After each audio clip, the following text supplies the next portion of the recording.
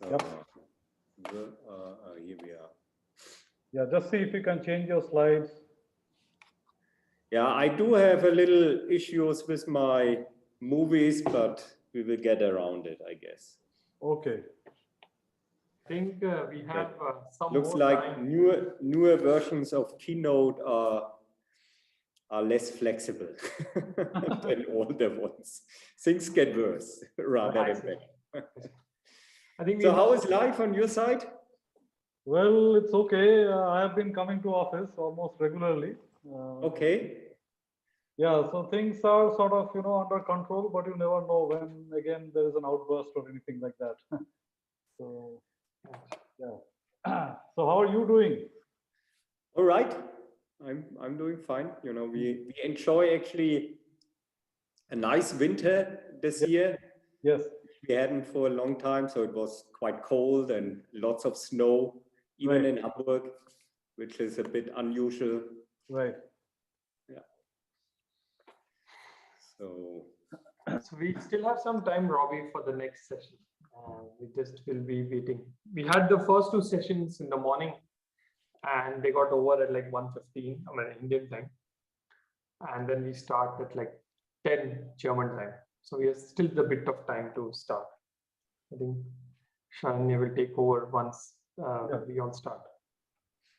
okay, then I mute myself and then see you in a bit. Huh? Yes. Yeah. Okay. Yeah. Bye.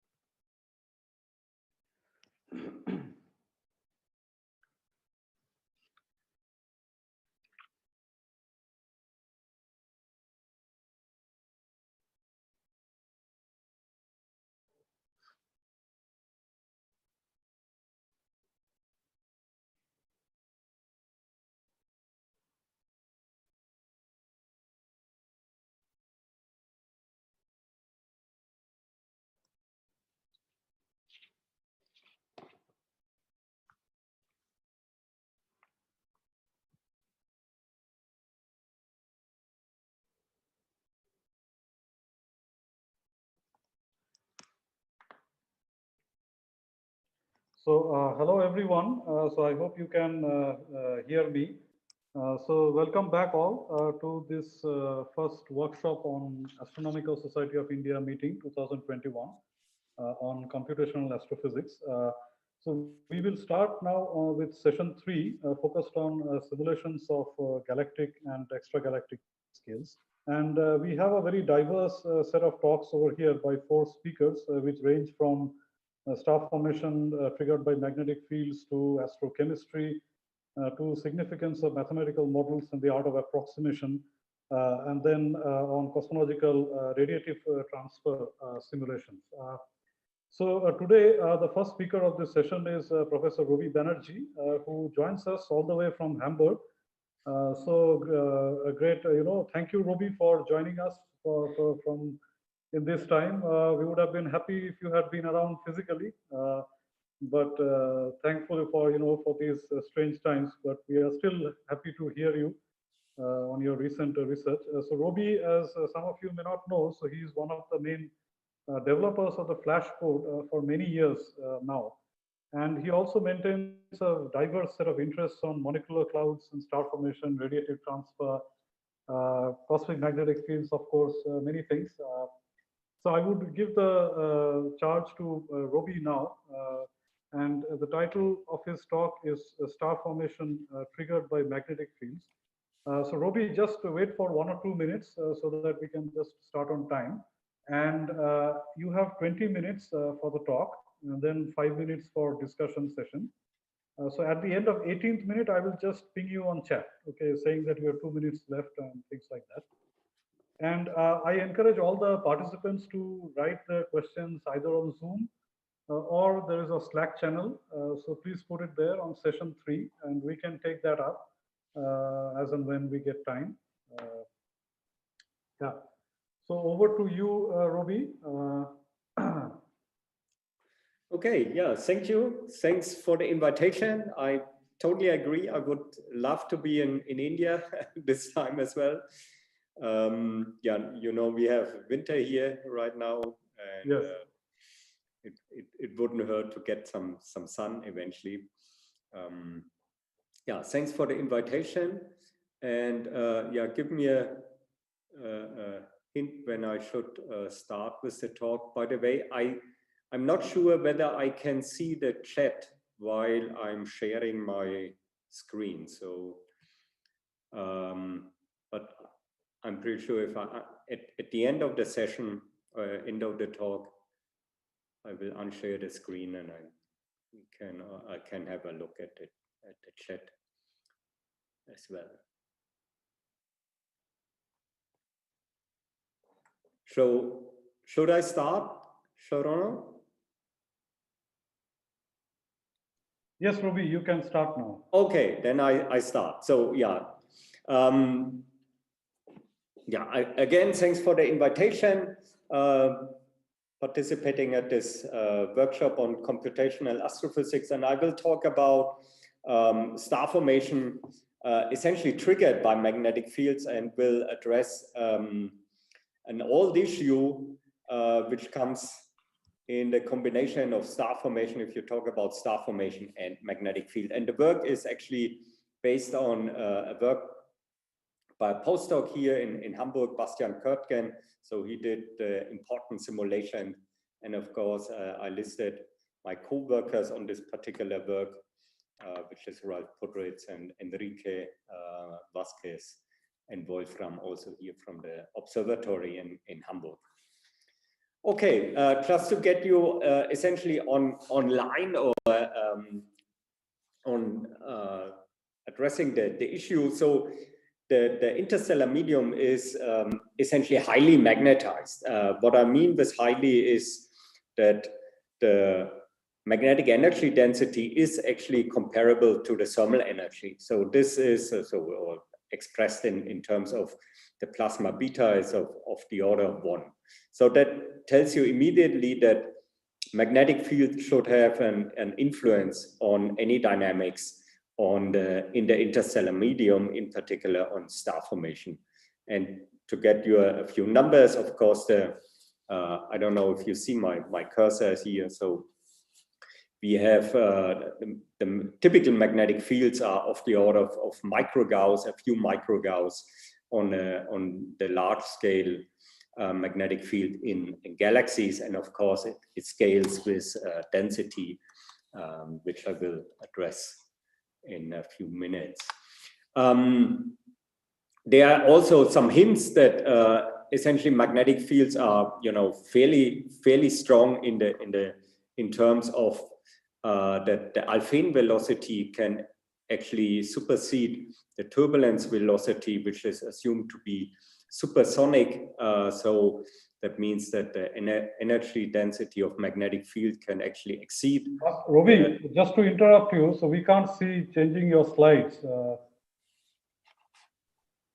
You cannot see my slides? Yeah, we are only seeing the first slide. Okay. Now? No. How come? That is not good. Now you see the... Yes. That is... do you have any idea how we can fix this? So of course, I want to play the slides. Right. I think instead of sharing a particular window, you can share the entire screen. Yeah. Maybe you can try that. So I stop sharing and try again. Desktop. Yeah, you can share your whole the first option on top left. Okay, let's try this. And then, okay. Yes. So is it better? Right. Yes, that's right. Okay, thanks for your help. Then we continue there. So as I said, I was talking about the strengths of magnetic field and the influence on the dynamics. And there are actually some hints, like work by Hua Bai Li and Thomas Henning, which is a few years old, indicating that magnetic fields, so that even the energy density of magnetic field even supersedes the one of the kinetic one, so the turbulent magnetic field, or in terms of the Alfvén velocity, that could be that the Alfvén velocity is larger than the turbulent velocity. Again, that is essentially a hint that magnetic fields should be dynamically important for the interstellar medium. And for our own Milky Way, I just present this seminal work, essentially going back 20 years, so which is called the Millennium Arecibo survey. The Arecibo telescope, unfortunately, is broken, as you might have heard. And this work by Hiles and Troland, for instance, again, they indicate a median magnetic field of the order of microgauss, or of a few or 6 microgauss. So that means the large scale magnetic field in the Milky Way is as I said, so is of the order of about 6 microgauss. And this work is based on essentially the Zeeman effect on the 21 centimeter line. So the neutral hydrogen, atomic neutral hydrogen.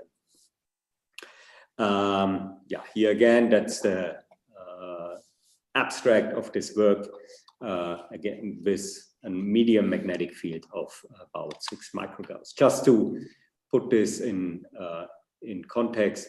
Yeah, I like this picture very much. So this is an observation by, or data reduction actually from the Planck survey, which is of course aimed to measure the fluctuation in the cosmic microwave background, but they had to do a really good work on foreground sources as well. Hence, they have to deal with the contamination from their side on the coming from the galactic, from the Milky Way.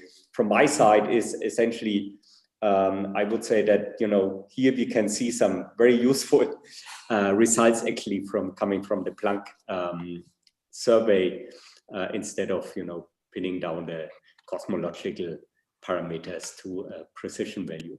So this is gives you a little bit an visual impression on the dynamic again of magnetic field on the interstellar medium by seeing this striations here. So where you can more or less see that the magnetic field is following. That the gas is somehow following the magnetic field structure in the galaxy. And if you zoom in a little bit on molecular scale, what you find typically is that the magnetic field is essentially aligned perpendicular to the dense structures and parallel to the low density structures, which is analyzed comparing numerical simulations by Fabian Heitsch, for instance, with the Planck polarization data. And this picture fits actually fairly well on the idea of how molecular clouds are forming somehow by streams of atomic gas, which are so low density gas following the field lines, and eventually in the intersection regions, they get compressed. And this is how we think you find these structures, that the magnetic field in the dense region is essentially perpendicular to the elongation of these molecular clouds, the denser molecular gas. So that is, again, a dynamic impact of magnetic field by the formation of molecular clouds. And of course, if you zoom in denser regions, you find a stronger magnetic field. So here's, for instance, indication of the magnetic field strength going back to the Chandrasekhar-Fermi method of about a couple of hundred microgauss in IRDC, so very dense regions where we think massive stars will form. Here's another example. So this is what a famous example of an IRDC, an infrared dark cloud, called the brick, so close to the galactic center. And here we find, of course, with higher densities, stronger magnetic fields, so in the order of milligauss even. And this is known for many objects. So if you could zoom in or look at denser regions, the magnetic field also the magnetic field strength also increases. And so this is again a compilation essentially by Dick Crutcher of on the one hand, on the left hand side in this plot, at the low density region, you find this 21 centimeter analysis, so the H1 gas, the atomic gas, and on the denser regions here you find the molecular gas, so the dense regions like even Bok globules and objects like this, so dense molecular gas, which is supposed to form stars here. And this is just a line, so the which is a kind of a fit to the data. Of course, why we assume, or why do we get a correlation of the magnetic field with the underlying density is because of flux freezing. So the interstellar medium is is a very good conductor. So even if the ionization degree is only of the order of 10⁻⁵ or even lower, this is still enough to couple the gas to the magnetic field. So the gas and the magnetic field are fairly well coupled, and hence the flux, the magnetic flux, is frozen into the plasma.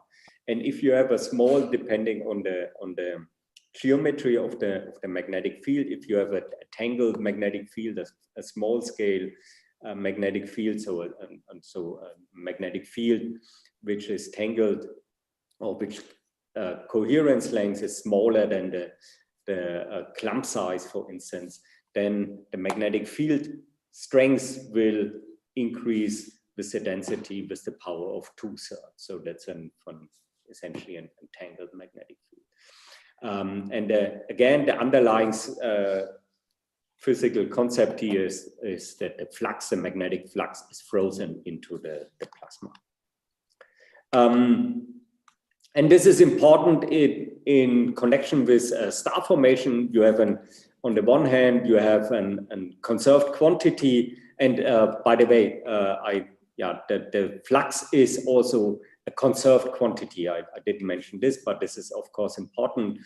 The magnetic flux is in a plasma which is well connected to the magnetic field. The flux is frozen, is a constant. And so is the mass, of course. The mass is also a constant in an enclosed system, or in a closed system.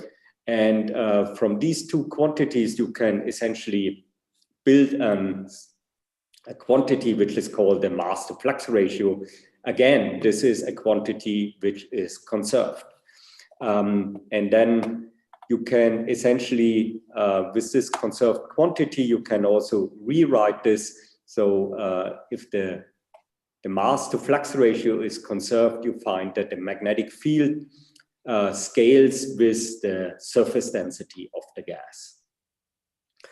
And of course, similar to a Jeans type argument, there is a critical value which you have to supersede. So a cloud has to have a larger mass, essentially large enough mass to collapse. And if it doesn't, essentially the magnetic field will prevent the collapse of a cloud core. And the critical value is given in these quantities here. So it's about a tenth in units of 1/square root of the gravitational constant. And depending a little bit, so the prefactor is depending on the geometry of the magnetic field. Okay. So now there we go. Now we can essentially convert Dick Crutcher's compilation of the data points into a plot where we show the magnetic field as a function of the surface density of the gas. And because then we can also put in this critical value for the magnetic field, or the mass to flux ratio in this plot, and divide essentially regions which are subcritical. So all these data points you see here on the left-hand side above the criticality line, they cannot collapse. So they cannot collapse because gravity or its mass is not sufficient. And if you compress the gas, the only thing you can do is essentially you walk parallel lines to this supercriticality line here. So, but you cannot, because this would violate this mass to flux ratio, this constant mass to flux ratio. You cannot move these data points from left to right, for instance. You cannot cross this line. So in principle, if we go back to this idea that our gas, the H1 gas is the are the precursors for the molecular gas, then we have to ask the question, and if we bring in the H1 gas to form collapsing molecular structures, then we have to ask the question, how do we get these data points essentially over here in the supercritical regions? Otherwise we wouldn't form stars. Yeah, and we sent out and did a couple of simulations, very idealized simulation of so-called colliding flows, where you can put some numbers, and in particular, you find regions, if they are long enough, if you have enough gas, essentially, on the kiloparsec scales, so about a kiloparsec, then these coherent gas flows of H1 gas, that is supercritical. And if you look at smaller regions, they are essentially not. And this is an idea essentially to bring in enough gas on kiloparsec scale. That is an idea going back to Leon Mestel, who was, of course, working even in the 50s with Spitzer on this mass to flux ratio. And he was wondering how we can essentially form stars out of the magnetized medium.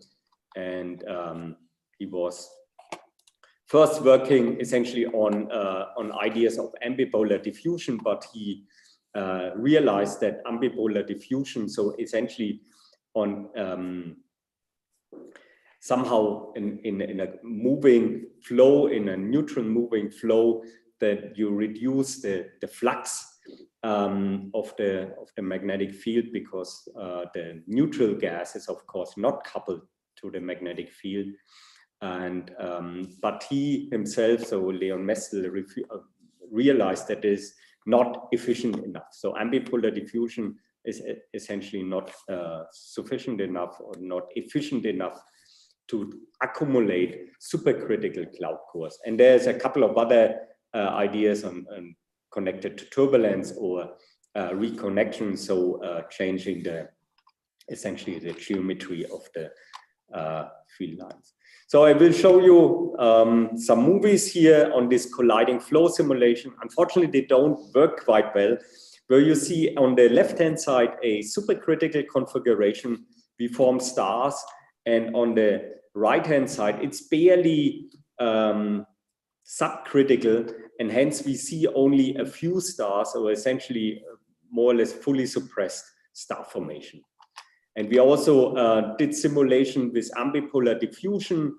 Again, on the left-hand side, you see ideal. So the ideal case where star formation is suppressed, or there's only very few regions, essentially due to a little bit of ambipolar diffusion, or a little bit of numerical diffusion in this case. And on the right-hand side, here you see the result essentially. You see simulation with ambipolar diffusion, and that doesn't help, as essentially Mestel already pointed out, that is not sufficient to form supercritical cloud cores. Robbie, you have 2 more minutes. 2 more minutes. Okay, then we have to jump to the simulation, to the solution. You know, how do we get stars out of the magnetized interstellar medium? And then Bastian set out essentially to do global simulation, global galactic simulations, to see whether Mestel's accumulation idea works. And indeed, this animation worked a bit better. I think what you see is that we form, so this is a fairly strongly magnetized region, or a magnetized galaxy, disk galaxy. And nevertheless, we do form high density clumps which are supercritical and can form stars. And you see here these little bubble up regions, and these are due to, here's a comparison again of the non-magnetized and magnetized case, and even in the strongly magnetized case, again, we find supercritical cloud cores. And the reason is, going back again to a very old idea by Richard Parker, on the Parker instability. So this is essentially buoyant magnetic field, which gas flows along the field lines and accumulates essentially in the disk, in the midplane of the disk. And these accumulation regions are indeed larger than these critical regions of about an kiloparsec. So we can, with the Parker instability, we can accumulate gas along fairly large regions of the order of kiloparsec, and hence form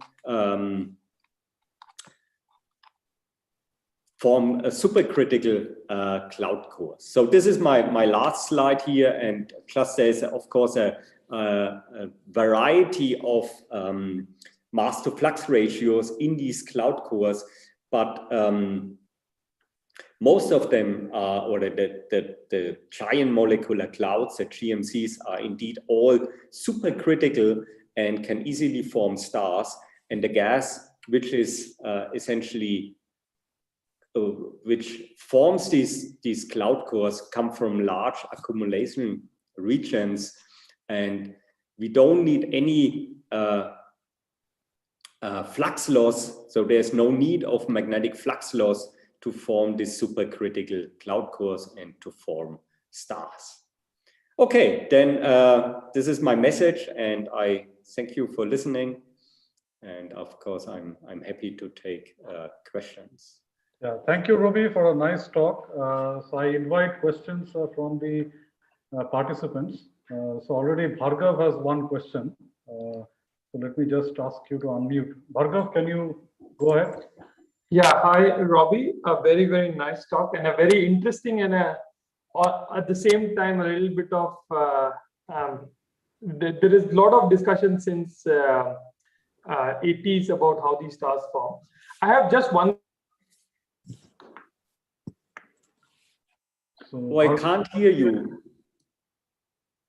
So Bhargav seems to be frozen. Yes, even though there is no snow in his. Bhargav? Oh, unfortunately, I didn't get his question. Maybe you can come back to him later. Yeah. I think the next question is by Kandu. So Kandu, I'm unmuting you. Yes, Kandu. Thanks, Ravi. Nice to see you and hear you. Yeah, I can't see you, but nice to hear you, Kandu. Oh, okay, I can. I don't think I can start the video. But my question is following: this Parker instability is great, but it requires a large-scale magnetic field to be there in the disk. But when you first form the disk, it takes some time for the large-scale magnetic field probably to build up if it's a dynamo. But one thing, stars have already started forming in high redshift, let's say disk galaxies. At least people don't know, but they assume that it forms. So do you have any idea without the magnetic field? Yeah, that's a little bit, you're right that it's a chicken and egg question. And so my 5-cent answer to this would be that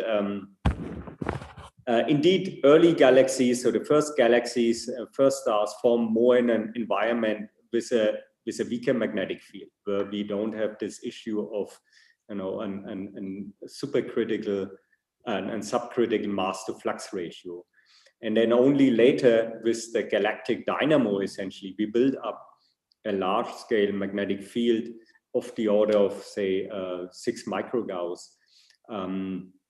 So that indeed, I would assume that stars are already there, forming in a lower magnetized medium, and then due to the galactic rotation, we get a the magnetic field is essentially amplified to this values we observe today. And also we find then that would also explain then the large scale structure of the magnetic field, as for instance observed by HICE and TROLAND, and also other galaxies like M51, I think, is a prime example where we think there's a large scale component of the magnetic field, and I think that comes due to the rotation of the disk, the galactic disk.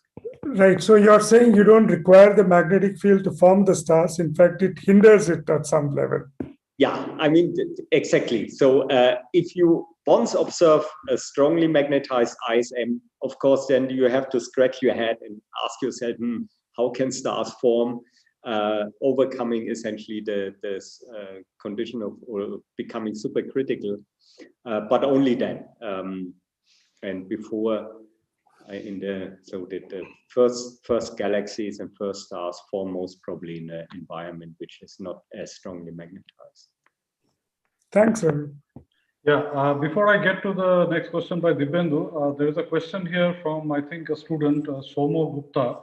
So Robi, he asks, can you please elaborate a bit about the difference between the subcritical and supercritical star formation? Going back to the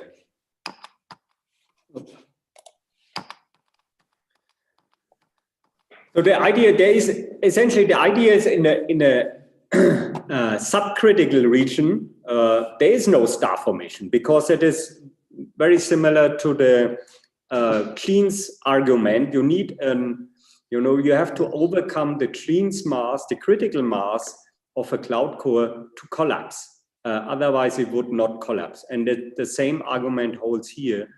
If your cloud mass is too small compared, essentially, if you like, to the magnetic pressure, then you cannot collapse these cloud core. This cloud core does not collapse due to self-gravity. So that's the underlying idea.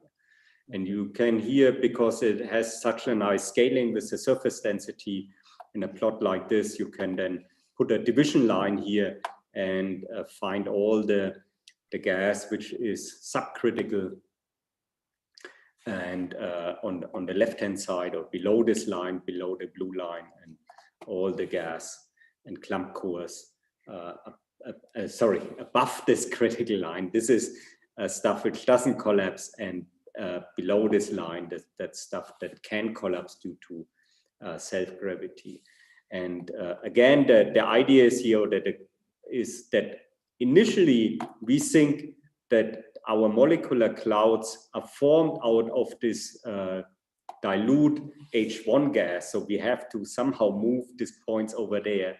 And if the picture is right, which we think that the Parker instability does the job, these points essentially never lived here. So they're all below this line. And what is not caught is essentially the full length of these H1 clouds. So we pierce essentially through the H1 gas. We are not catching the full surface density, not the full column density of these H1 clouds, but only parts of it, because they might be bent along the line of sight, for instance. Mm-hmm. Okay, thanks. So there's one last question I want to pick up by Dibendu. So Dibendu, please go ahead. Yes. Yeah, hi Robi. So this is not my field, but I'm just curious. So once the star formation process starts, that in itself, the associated flows in itself could actually disrupt the pre-existing magnetic fields with which it was sort of interacting. That could influence the subsequent process as well. So does it depend on the density of the gas from which star formation is starting and the initial strength of the magnetic field, how the interplay sort of plays out?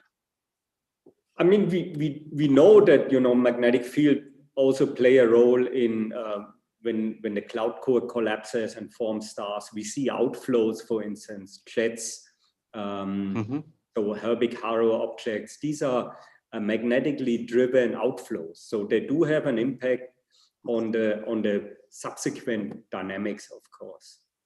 But the important thing is to start the collapse again. The cloud core has to be supercritical, otherwise it cannot collapse.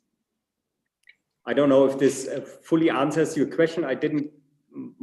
I mean, sort of. I mean, yeah. All right, we can continue in Slack maybe. Yeah. Yes. Okay. Yes. So Robi, thanks again for this talk, and there are a few more questions which I have urged the participants to put it on the Slack channel. So maybe we will come to that at the end of this session. So please remain with us, and hopefully we'll have more time there to discuss these interesting things. So now we go on to the next speaker, Kinshuk. Thanks again. Goodbye. Yes, thanks. Yeah. Kinshuk Acharya, who joins us from the Physical Research Laboratory in Ahmedabad, and The title of his talk is "The Universe as a Giant Laboratory, the Making of Complex Molecules from Atoms." I think it's a very interesting area of astrochemistry, which all of us tend to ignore. So, Kinshuk, please go ahead. Yes, so you give me more times. Okay, so I really thank organizers, especially Bhargav, Dipanjan and Sarano, to give me an opportunity to speak about astrochemistry in this forum. So probably you can hear me fine, right? Yes. Okay. So basically, let me first start with some sort of a disclaimer that complex molecules, by complex molecules, I mean like molecules having 5, 6 atoms or more. In some cases, molecules like even water I can consider it as a complex, considering the unforgiving environments in which they are formed. Okay. So generally, I will not target to explain any specific result. Instead, I keep this talk somewhat general, and I will give some sort of in terms of some examples. So let me start with some perspective. So I think this is a favorite image for all physicists. So I'm not interested in the lower part. I only want to point out 3 events, like initial Big Bang nucleosynthesis, by which we got our light elements like hydrogen, helium, and then the time when we start to form fast stars and galaxies. And that is the time after which we start to, rather after the death of these stars, we start to get other heavier elements like oxygen, nitrogen, carbon, etc.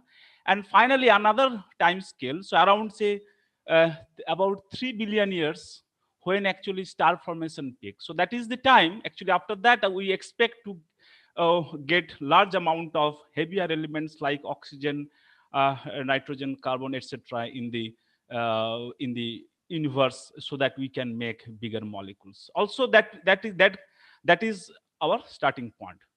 So let me now show the periodic table. This is a very interesting in the sense that this periodic table shows actually the various processes by which these elements are formed. So I will not bother you. Generally, astronomers' periodic table is much shorter. Mine is even shorter. So I will only show like carbon, hydrogen, nitrogen, oxygen, phosphorus, sulfur, which make up most biological molecules on Earth. So only thing I want you to express is that, so you get H very quickly, but after that you get hydrogen, rather oxygen, uh, oxygen from these exploding stars. Okay, so if you just look at, now if you think about it, so you will get oxygen much, the large amount of oxygen much earlier than carbon and nitrogen, because these carbon and nitrogen, they are actually formed in the dying low mass stars. At least bulk of them they form. So, and the low mass stars have large lifetime. So as a result, so if we go back in time, we expect, other than hydrogen, more oxygen than carbon and nitrogen. So therefore, probably it is very apt that probably we start to form molecules like water pretty early. And this is our present solar system abundances in solar photosphere. You can see here, even here, you have more oxygen than carbon. So now let me start with then water. So this is actually the earliest evident, probably one of the earliest evident where water is detected in a galaxy which is like 11 billion years old. So water is pretty simple in that sense if you look at the star forming region. So this is the Orion Nebula, and you can see zoo of complex molecules. So once again, the complex means not so complex in terms of origin of life molecules, but it is still pretty complex. So not only that, if you look at the star forming region close to the galactic center, the Sagittarius B2, which is only 130 parsec away from the center of the Milky Way, you see host of complex molecules, probably even including amino acids. So not only that, these molecules are found in exotic astrophysical conditions like envelope of AGB stars, AGN disks, even starburst galaxies. Not only that, so if you just go about the exoplanets, so I'm sure you have already know that you start finding molecules there as well. And if you look at the diversity in the physical conditions, it is quite evident that you will very soon we will start to detect many more complex molecules, probably someday biosignatures. Not only that, these molecules are found widespread in the solar system, like Earth, Mars, their atmospheres, comets. Like even in the now you can see from the Rosetta measurements, you find that a lot of organics are found in the comet. Not only that, they are also found in meteorites. So in meteorites, this complexity is actually it's really very complex. You see all sorts of complex molecules there. So in reality, the chemical evolution is kind of from a non-living system to the living system. It is like a continuous process, and you start with initial very diffuse interstellar medium. Generally, you go to a little bit denser medium like dense clouds, then protoplanetary disk, comets, asteroids, and then you come to the planetary systems like Earth, where you see organized structures. So this is kind of a continuous process. So therefore, it is very important in terms of like origin of life problem, but these molecules also gives very important, like they are actually, you can actually probe the physical conditions in these regions where they are found. So therefore, the study of these molecules are of paramount importance. So I will mainly concentrate only this part, like interstellar medium, then star forming regions a little bit, and then the comets. So now let me, I think by now I have convinced you that the study of these molecules are very important. So now let me start how they are formed. So main ingredients are, so as I have said, this is, there are gas, but there is also dust. So dusts are actually very important ingredient in the scheme of things, which you will realize in upcoming slides. So then I will also have like energetic radiation, like UV, cosmic rays, and things like that. And molecules are formed both in the gas phase and also on the surface of the dust grains. Now let us take an interstellar medium. So if you come into the diffuse medium, which is like very low dense, like 1 particles or even less per cubic centimeter. If you go into the denser region, it is like few thousand. And in the outer edge, you get stellar radiation from various stars. And in the deep inside the cloud, you get radiation from the newborn star. So now, if you just think about generally in where the stars are formed, it is in the dense clouds, which is like 10 Kelvin. So now in this environment, all the elements are like moving randomly. So let us consider the hydrogen, which is the most abundant species. So now at some point of time, even it is 10 Kelvin, it has a thermal velocity, will move around, and it will actually, at some point of time, it will collide. And if you look at a density like when you have like 1 per cubic centimeter, the typical time scales is like 15,000 years or so. Now you replace 1 hydrogen by say 1 oxygen, and this time scale becomes million years.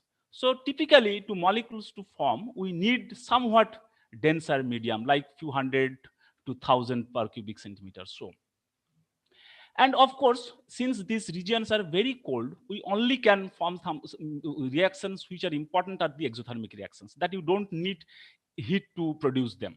And also, we don't want reactions having any barriers, because there is not much energy to overcome that barrier. And these molecules actually, these processes actually not only form, they can also destroy molecules. And the UV rays and the cosmic rays, they can also destroy molecules. They can also, in turn, they can create various ions to form them. So now let us go to the dust grains.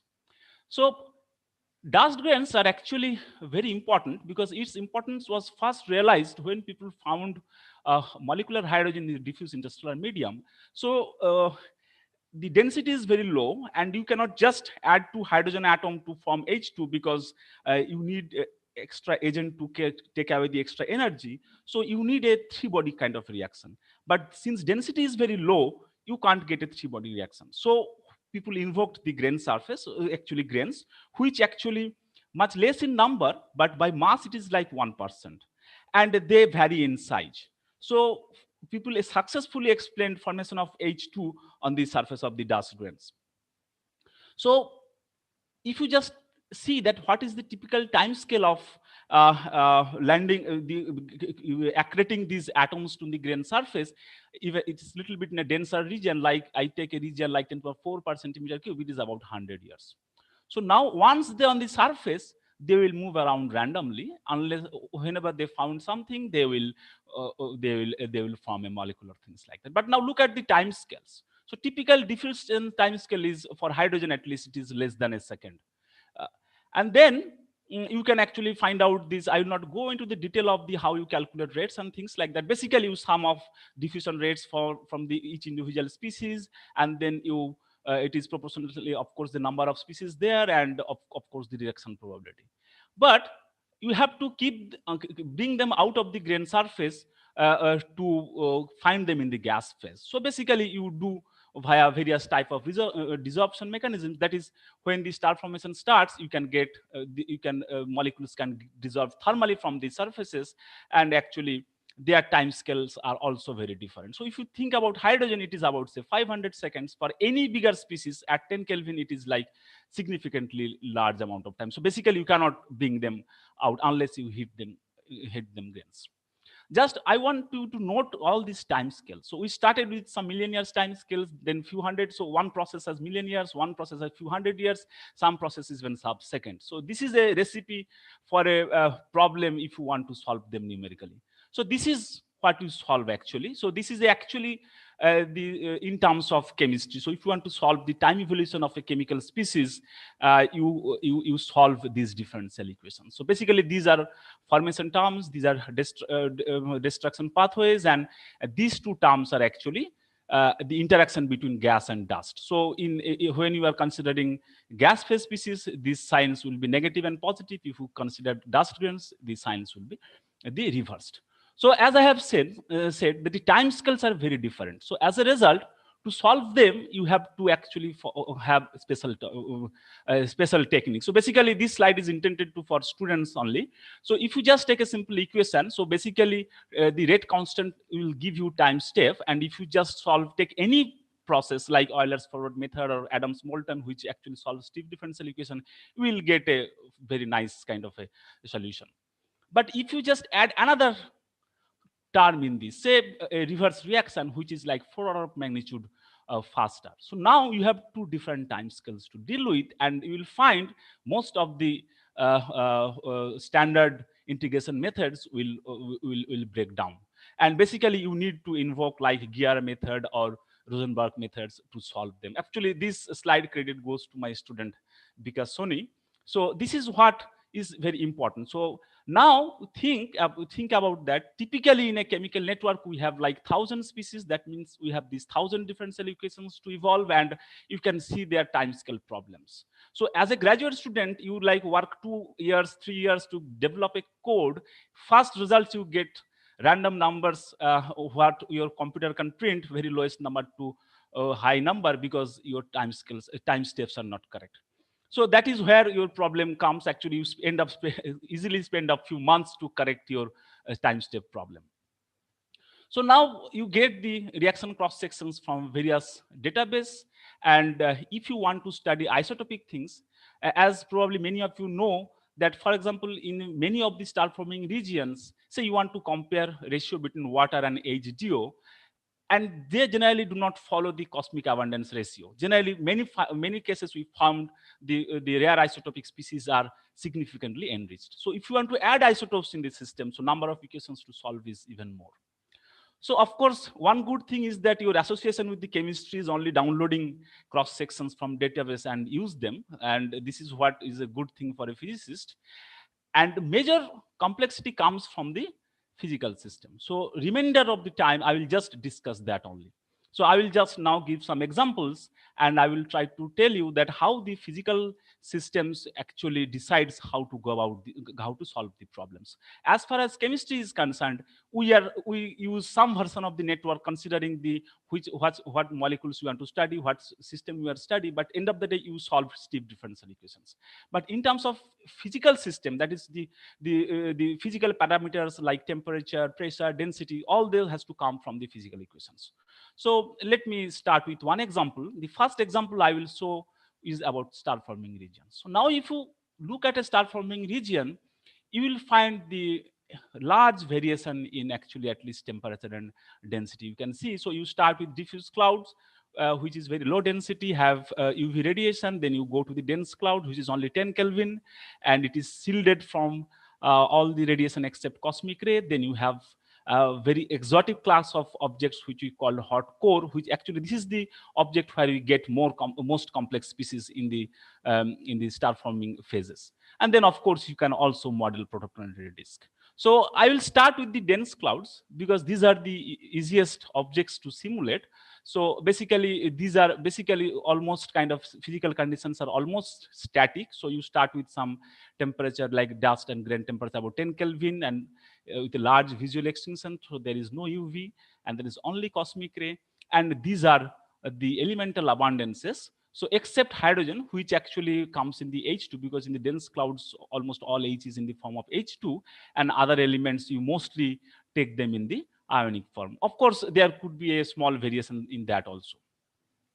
So now if you add all these constraints, physical constraints in your system, and you solve these 1000 steep differential equation, you get an output like this. So this is actually in x-axis you see time, and in y-axis relative abundance. So relative abundance, any abundance we will express in terms of total hydrogen.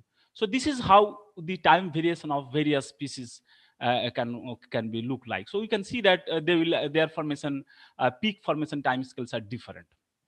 Actually they will form in the different time scales. So you get a output, then what you do? Actually you try to compare them with the observation. So this, I no need to look at this table in detail, but look at only the bold numbers. So they're actually those numbers are not matching actually. So that is, you are not able to match with the observation. So but you can see, you will agree that for most species you can match with the observations reasonably well. Of course, after that, you actually also try to see that how good your fit is. So you test goodness factor, and you see that like around 10 to the power 5 years, you can match best. This is the collective matching of all species that you observe. So now let me come to the diffuse clouds. So they're in some sense, they're very difficult in the sense that your density is very low. And if your density is low, then you cannot use any rate equation approach. So as of now in dense clouds, I was using like average values. Because say you have 4 grains and 2 hydrogen atoms. On an average, you have like 0.5 hydrogen atoms per grain, but you cannot form anything because they are not physically on the same grain. So what do? So you actually do either Monte Carlo method or master equation approach. Basically, you deal all the processes probabilistically. So in addition to this, we also have stellar UV to deal with. So for example, so whenever a stellar radiation comes and fall on a grain surface, so you see that there are various sizes of grains, and this is basically kind of a stochastic heating of the grain. So you can see that different grain size will have different temperature, and actually you see these spikes in as soon as a photon hits this grain, depending upon their size, you see a spike in temperature. So that you have to incorporate in your physical system, and it is extremely challenging. Actually, some of these codes takes actually months to run because your time scale for hydrogen diffusion is very fast, but all the other processes are slow and also random, and also your time scale for star formation is also very large. So what you do, you actually do a Monte Carlo kind of technique. So basically you consider a square lattice and with a periodic boundary condition. So this is my hydrogen atoms, like these reds will move randomly with a periodic boundary condition. You will see they will come here. And if you are following any particular H, they may not form H2 because they are moving randomly. Just look at the center of the screen here. So I saved some favorable things. So you will see that this in the center part here actually in this region, so you will form some H2. So this molecules, these atoms moves randomly, and when they recombine, they form a species. So now we have 2 more minutes, okay? Just wanted to tell you. Okay, so I have to move really quickly. So yeah. So basically, if you just see this, any other formation of other species like water or so, you will see that most species are almost not mobile, and only hydrogen is moving. Okay, so let me just now move to the other class of objects like protoplanetary disks, where you see a variation of the physical conditions very differently. So basically in the mid plane you get something, in the outer region you get a different kind of physical conditions. So basically you have to keep them, bring them those information in the system. So what you get actually, you form you take you run a hydrodynamic equation model, or you also take from the observations, and then you see that how your abundance are evolving. So just this is as a function of radial distance. So you can see, just follow the blue one, which is water. So you can see when you come close to the central object, they will actually evaporate and you will find them in the gas phase. So let me have to move very quickly. And now this slide actually shows that you form water much more efficiently on the ice than the gas phase.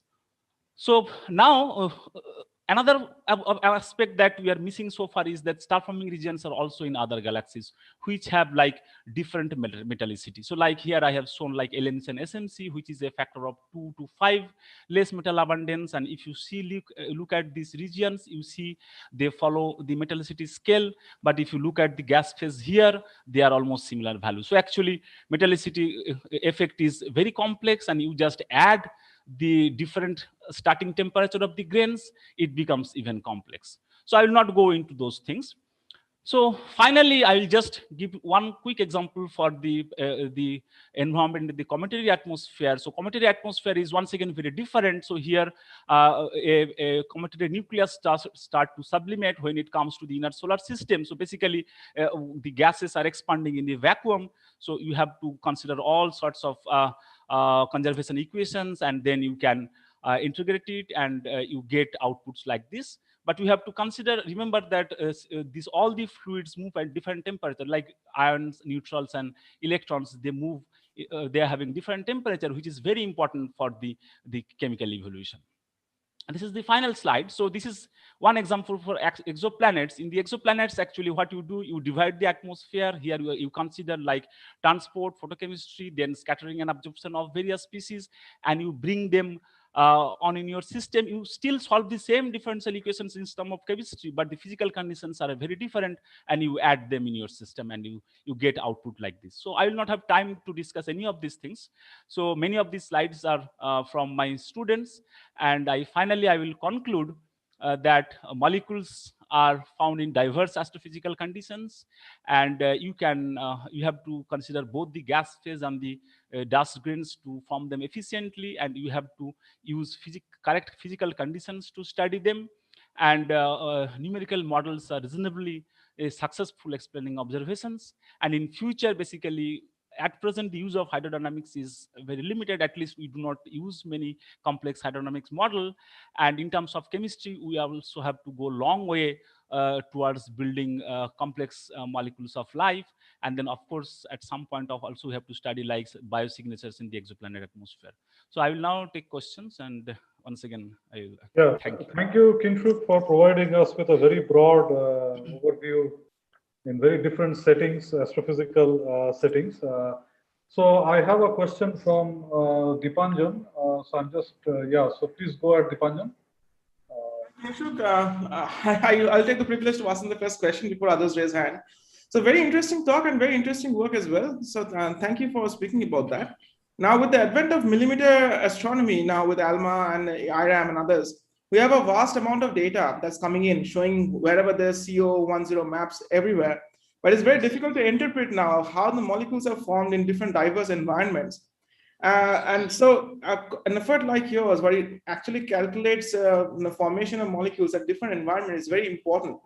I had one specific question, and this is related to something that is more pertinent to my field. So I work on extragalactic jets, how they affect the dense multi-phase gas and the molecular content of this gas. Yes. Well, now, in your codes right now, the rates are fixed at a fixed temperature. Is that right in my understanding? Yes, it is a function of temperature. Yes.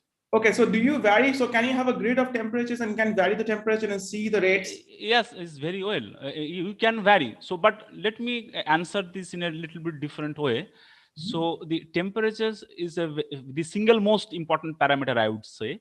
So depending upon the temperatures, what temperatures you are using. So actually we can vary from say 10 Kelvin to 800 Kelvin in one single code. But if you want to go like few thousands, that is easily used in the exoplanet atmosphere. So you have to take a different network. So it depends which molecules you want to study, which physical conditions you want to target. Say, for example, if you go to the higher temperature, the reverse reaction becomes very important. So that also you have to count, which doesn't occur very easily at 10 Kelvin. Well, So I had a question for temperatures of a few thousand, but I think I'm going beyond the time, so I'll write to you separately later. Yeah, but up to at least 1,000, 2,000 can be manageable.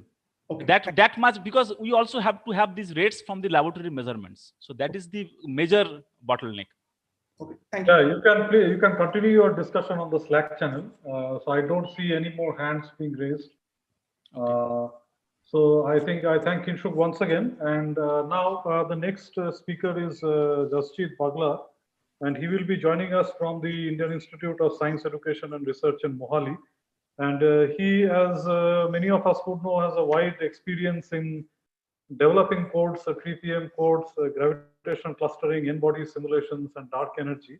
So Jasjit, over to you. So please go ahead. Thank you, Sharanya. You can see my slide and you can hear me? Yes. Okay, excellent. So I will talk a little bit about my work and try to get a couple of general messages across as well. So much of my work has been on cosmological n-body simulations, where the physical setting is that we have an expanding universe and there is small amplitude of initial fluctuations, which means that you can easily start with analytically expressible initial conditions from linear perturbation theory. Then there is a Newtonian limit of the Friedmann-Lemaitre-Robertson-Walker metric. We deal mostly with non-relativistic matter and gravity as the most dominant interaction. Of course, there are variations around this. For example, if someone wants to deal with the neutrinos, they have to work on it separately, and there are many, many different techniques which have been developed. But I will be considering mostly these things in the first part of my talk. So the earliest attempts which people made, which was about almost 50 years ago, was to try and simulate isolated regions with open boundary conditions, taking, of course, recourse to Berkhoff theorem, saying that if I have a homogeneous and isotropic universe and I create a shell inside that, then anything outside of that spherical shell does not influence it in any way, and therefore I can just simulate this part. The downside is that if you do that, you have to discard things which are very close to the boundary, and as you all know, much of the volume is actually near the boundary, and therefore you end up wasting a lot of your resources. The equations which one has to solve are essentially the gravitation interaction, and typically people work in co-moving coordinates, and expansion of the background comes in. And interaction is purely gravitational. One can either compute it as a sum of forces due to all the other particles, or via gravitational potential. Direct summation scales as order n square, and that makes running simulations with large n kind of difficult, although a lot of effort had been put into using FPGAs in late 1980s and 1990s on this one. Periodic, and that effort kind of continues and has been scaled up to fairly large particle numbers. But if we take generic computers or GPU-based computers, then the direct summation approach has not been used for, at least not for cosmological n-body simulations. Periodic boundary conditions are required, as the universe has an average density, and this cannot be emulated in open boundary conditions without wasting data near the boundary. So the equations are basically the ones which I have written over here. One will, of course, need something additional, because one has to connect up particle positions which are given by a vector x. I have omitted the subscript I, which will run over all the particles, and the density contrast delta. So there has to be a connect over there, but that can be set up quite easily. It is set up differently in different codes, and that is why I have not written that part here. The first serious approach for cosmological n-body simulations was made by R.H. Miller in this paper back in 1983. These were simulations with 64 cube particles. You can, of course, run these simulations on your phone now with lots of memory to spare. But at that stage, this was the kind of cutting edge which was possible. And he did quantitative study of power spectrum, correlations, and velocity statistics for a variety of models. Keep in mind that we are talking about 1983, where it was not clear what kind of initial conditions one should use. So people used a wide variety of initial conditions. We also didn't know what kind of a universe we live in. And Einstein de Sitter was a generic simple default, which everyone tended to use for most of these studies. So this was the first study, and he got some fairly interesting results. This was quickly followed up by other people. Now, the particle mesh method per se is adapted from plasma physics simulations, where it actually works much better than it does in gravitation, because you don't have an instability. You have Debye shielding, and therefore densities don't build up as much in non-relativistic plasmas as they do in gravity. Gravitational potential and density in this case is computed on a mesh, and the mapping between particle positions and mesh is done using weight functions like Cloud-in-Cell. It's very fast when fast Fourier transforms are used, but the downside is that use of a mesh limits force resolution, and mesh and weight functions also end up introducing anisotropies in force. So this is illustrated in this plot on the right, which is from one of my papers going back about 24, 25 years. So what is plotted on the top is the RMS dispersion in the radial component of the force as a function of R. Units over here are basically the grid length. So one refers to grid length. I have not plotted the average deviation here. That is easily modeled out. But one can see that, and this is done for 3 different types of weight functions. I mentioned Cloud-in-Cell over here, CIC. That is shown by the long dashed line, which is in the middle. So you can see that the RMS dispersions are of the order of 10%, and they continue to remain around 10% for quite a few grid lengths. And because you have anisotropy of the mesh and weight functions, you end up having a transverse force component as well, which is not there in Newtonian gravity. And that too kind of peaks somewhere between 1 and 2 grid lengths and then gradually dies down. So these issues were, of course, studied around the time when particle mesh simulations started getting used in gravity. But what people were more worried about at that stage was that the dynamical range was limited, because use of mesh limits your force resolution. The force starts dipping below 1 by r square, somewhere around a scale of 1 to 1.5 grid lengths. And if you're doing 64 cube simulations, that is a serious limitation. 64 cube simulations, then it's a serious limitation. So first major effort came in 1985, P-cube-DEM, or particle mesh code. And what F. Satyo, Davis, Frank, and White did was to say that, all right, we have a particle mesh code. We know that the average force between 2 particles dips below 1 by r square. And what we will do is we'll just add a correction so that it does not dip below 1 by r square and continues to be like 1 by r square to much smaller scales. This can improve dynamic range of simulations very significantly. The main problem which they addressed somewhat tangentially in this paper and not at all in later work was the problem of error in the particle mesh force, which kind of exists to very large scales. That was brought up in a paper by Francois Boucher and Henry Kandrup, the same year as the P-cube-DEM paper, where they did an analytical expansion to estimate how much error in force there would be. And I draw your attention to this line over here, that if one uses the quiet particle mesh technique, which was used in the F. Satyo et al. Paper in 1985, then the variation, and if you want 5% accuracy, then you have to go all the way up to 11 grid lengths, which means that you cannot trust results which are at scales of less than 10 grid lengths in the P-cube-DEM code. That is a serious blow, because what you are trying to push is that you should be able to trust results below a grid level. And here you find that the error is significant at all scales below 10 grid lengths. So it continued with some minor modifications. There were efforts to use Barnes and Hurt tree code, which came out in 1986. Hunquist and Francois Boucher, they applied it to cosmological scenario. Unfortunately, it does not, the tree code does not naturally have a periodic boundary condition, and folding that in itself brings in quite a serious amount of error. And tree codes are known to be somewhat slow, even though they scale as n log n, they are nowhere near as fast as particle mesh codes. So I suggested a way out about 20 years ago. The original version of the manuscript was written in 1909.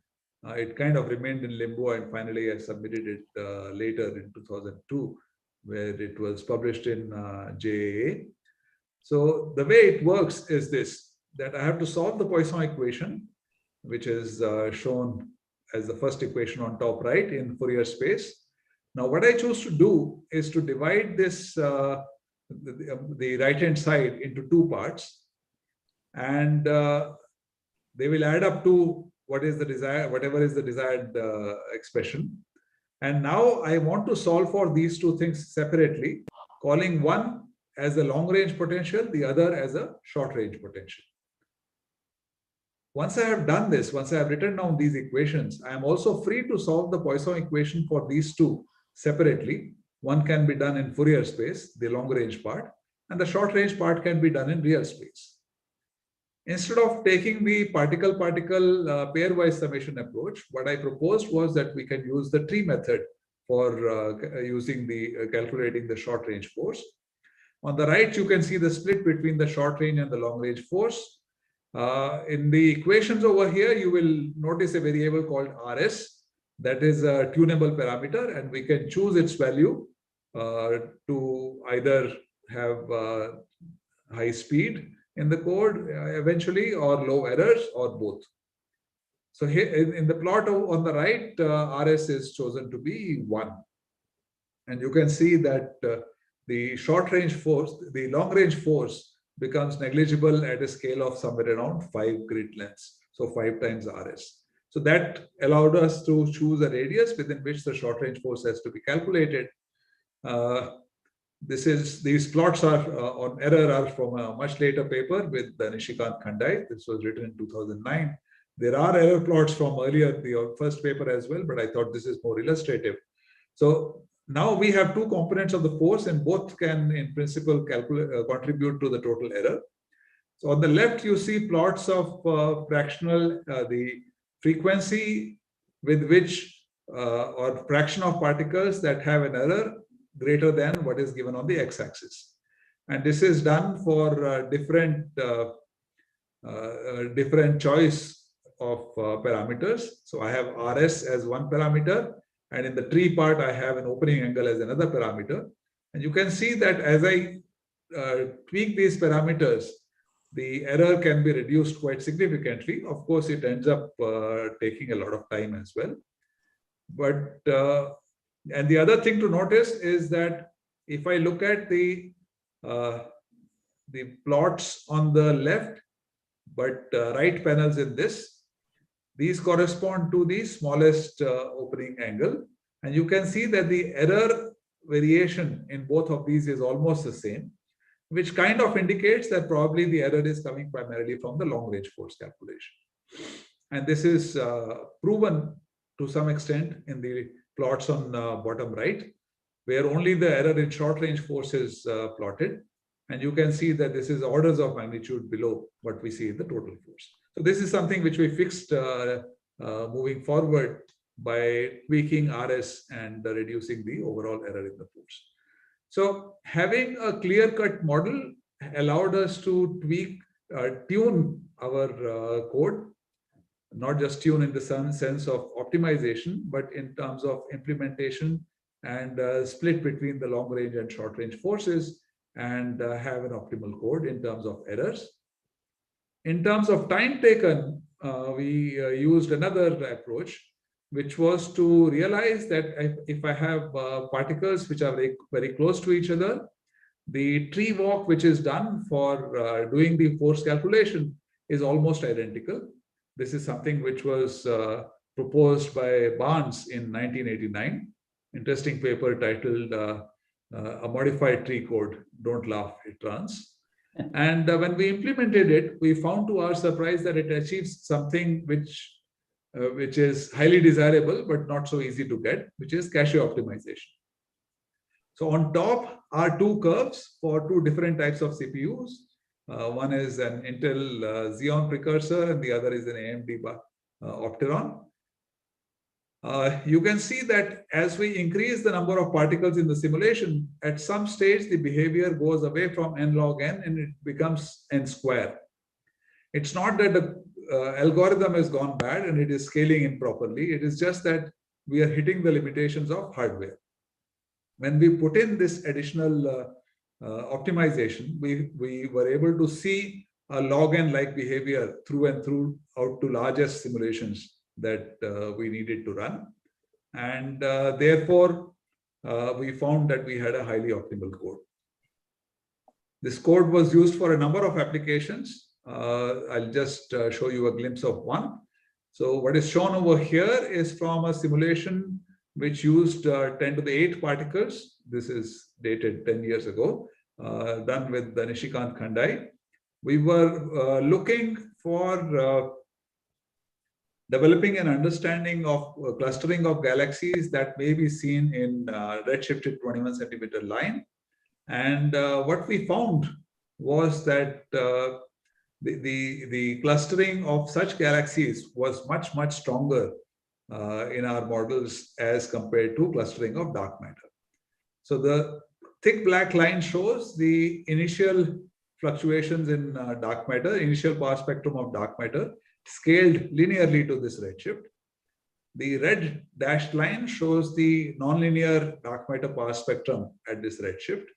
And the dot dashed blue curve is the clustering of galaxies as computed from, as estimated from our model for the redshifted 21 centimeter line. So we argued that the clustering is much, much higher at small scales. And this was later on proven to be so from independent studies using the HALO model. And because of this, the attempts to target very large scales and statistical detection may not be the best ones. It may be possible to detect single large agglomerations of neutral hydrogen in the universe. So this is something which we proposed by using this particular method. Now I'll give you a summary for this part and move on to another part where I'll try to highlight another work recently. So one is that a mathematical model for the problem is essential for estimation of errors, and having tunable parameters permits tuning of error control and CPU time required. This is absolutely essential and wonderful. And if you have ad hoc approach, then the results can be uncertain, and also you don't know how to take the next step in some sense. Because if you have a mathematical model at the first step, then you can tweak that, you can add to it, you can add refinements to it. But if you are already at an ad hoc approach, adding things can become very, very hard. And the optimizations need to be aligned with capabilities of hardware. The work which I have described was done in collaboration with the two former students, Suridip Ray and Nishikant Khandai. Now I come to something which we have been doing in the last 4 or 5 years. This is some relativistic simulations. And the question that we wanted to address was, does dynamical dark energy affect structure formation in its nonlinear stages? Is there a signature of the type of dark energy models in structure formation and hence galaxy clustering? And what is the response of dynamical dark energy to nonlinear perturbations in dark matter? As there is no non-relativistic analog of dynamical dark energy models, it is not possible to kind of plug them in simply in n-body simulations. Parameterizations which are based on equation of state parameter and speed of sound can be used in linear perturbation theory. And therefore, we needed to do relativistic simulations to address this particular question. And we felt that even if the answer comes out negative, it is still something which is worth knowing, because then it will justify using simpler techniques. So general relativistic calculations are hard even for the simplest of problems. So what we did was to simplify it and worked with spherically symmetric collapse of dark matter. This reduces the problem to 1 + 1 dimensions. And we thought that, like the spherical collapse model of Gunn and Gott 1974, it should offer us enough insights to figure out what to do next, or figure out enough about the questions which we are raising at this level itself. So step one, which we wanted to do, was to study a class of dark energy models.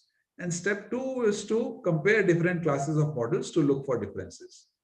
And any comparison has to be done for the same expansion history in order to avoid confusion. Why do we want to do this kind of a comparison? Well, one can show, and it was shown about 20 years ago, that you can take any class of dark energy models, as long as your measurements are only based on distances and scales, the answers which you get depend only on the expansion history and not on which class of dark energy model you are using. So that essentially means that you can have tens of thousands or even millions of supernova type 1a observations. You can plug in CMB observations. You can plug in BAO observations. You can do all of that. But the only thing which you will figure out is what is the expansion history. You will not have a clue as to which model of dark energy is the real model. And whether you will not be able to rule out any class of dark energy models on that ground. So therefore, it is important to ask these questions and look for observables which may depend on the type of dark energy model that you have. So the first work was published about 2.5 years ago. This was done with my student Manavendra Pratap Rajvanshi, where we looked at the canonical quintessence models. So we worked with the Tolman-Bondy metric. Is there a question? No, I just wanted to say you have 2 more minutes. Okay, it should be done. Yeah. So so this is the Tolman-Bondy metric, and we have equations for the metric coefficients. We have the continuity equation, and we have the equation for the scalar field. And what we did was to work with initial perturbations which are compensated, so that at large scales we can match up to the solution in the Friedman model. What we found was that the collapse of dark matter, turnaround, virialization, etc., does not seem to have any dependence on what kind of dark energy model which we are using. So we had this unperturbed fluid and quintessence models over here.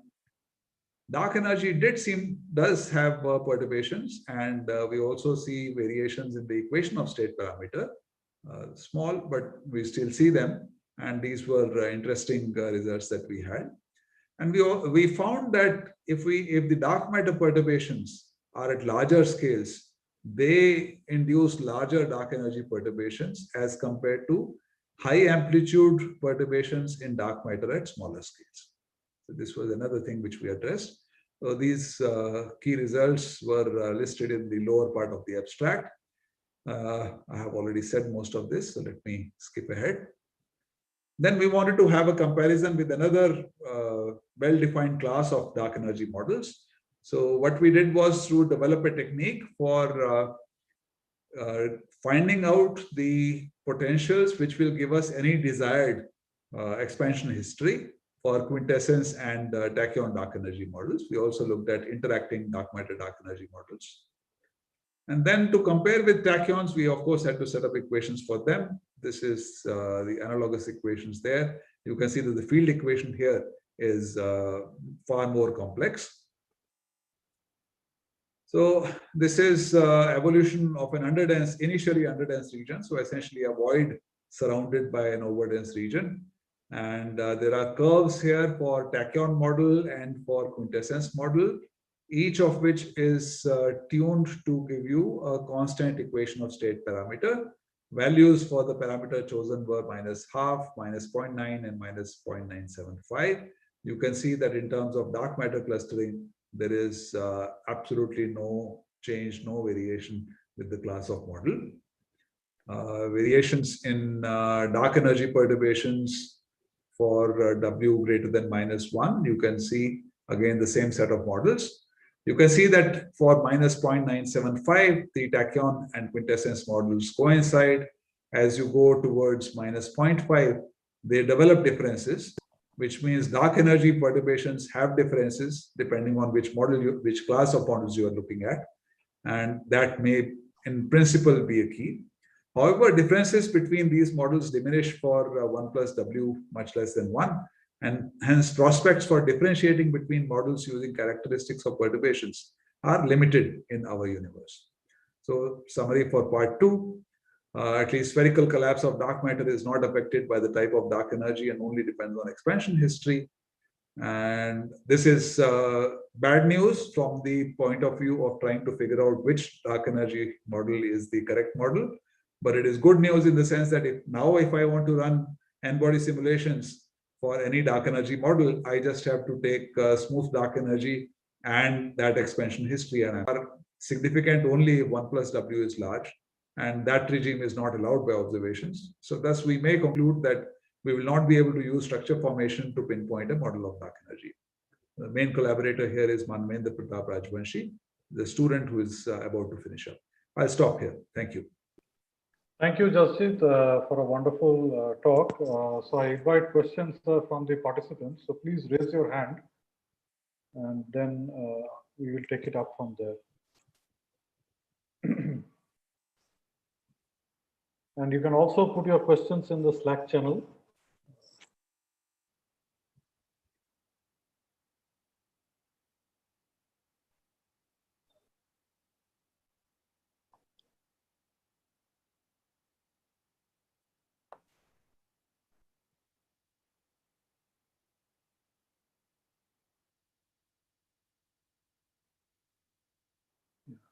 Okay, it seems that there are no questions so far.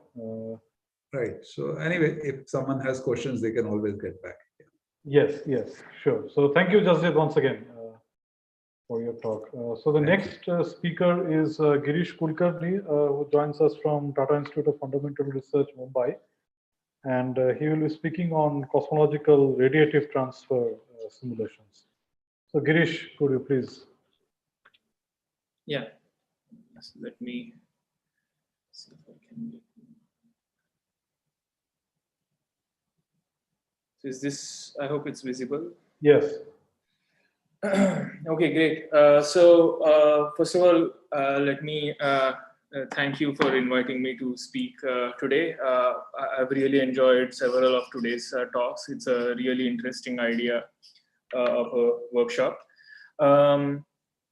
I'm going to talk about cosmological radiation transport simulation. I think it's a very appropriate talk to have after Jasjit's talk. Jasjit has told us how the matter perturbations can be evolved in cosmological simulations. And now I would like to discuss what to do if radiation is put into the game. I will also present some science results, and these science results were developed in collaboration with the people listed on this slide. Okay.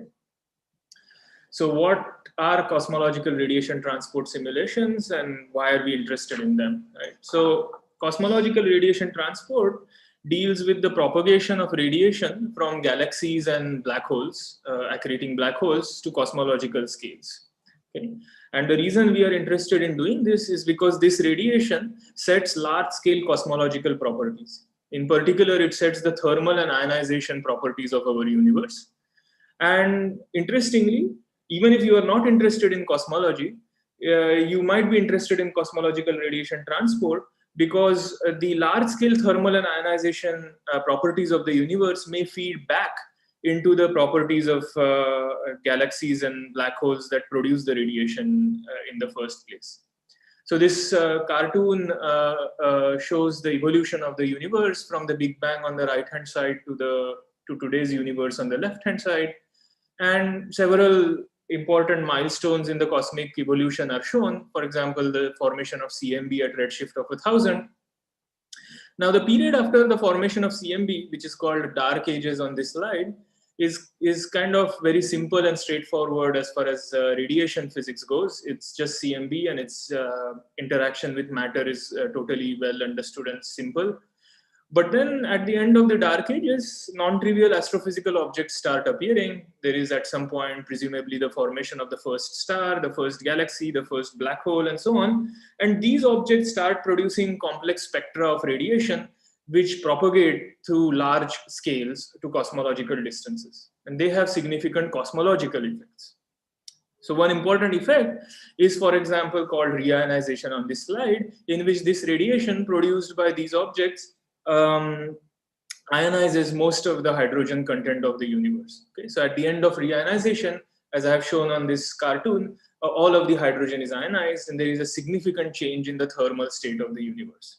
Okay, so I hope you get the idea that these small-scale objects like galaxies produce radiation, and it's important to understand how this radiation propagates through cosmological volumes in order to understand the effect of this radiation on the cosmology.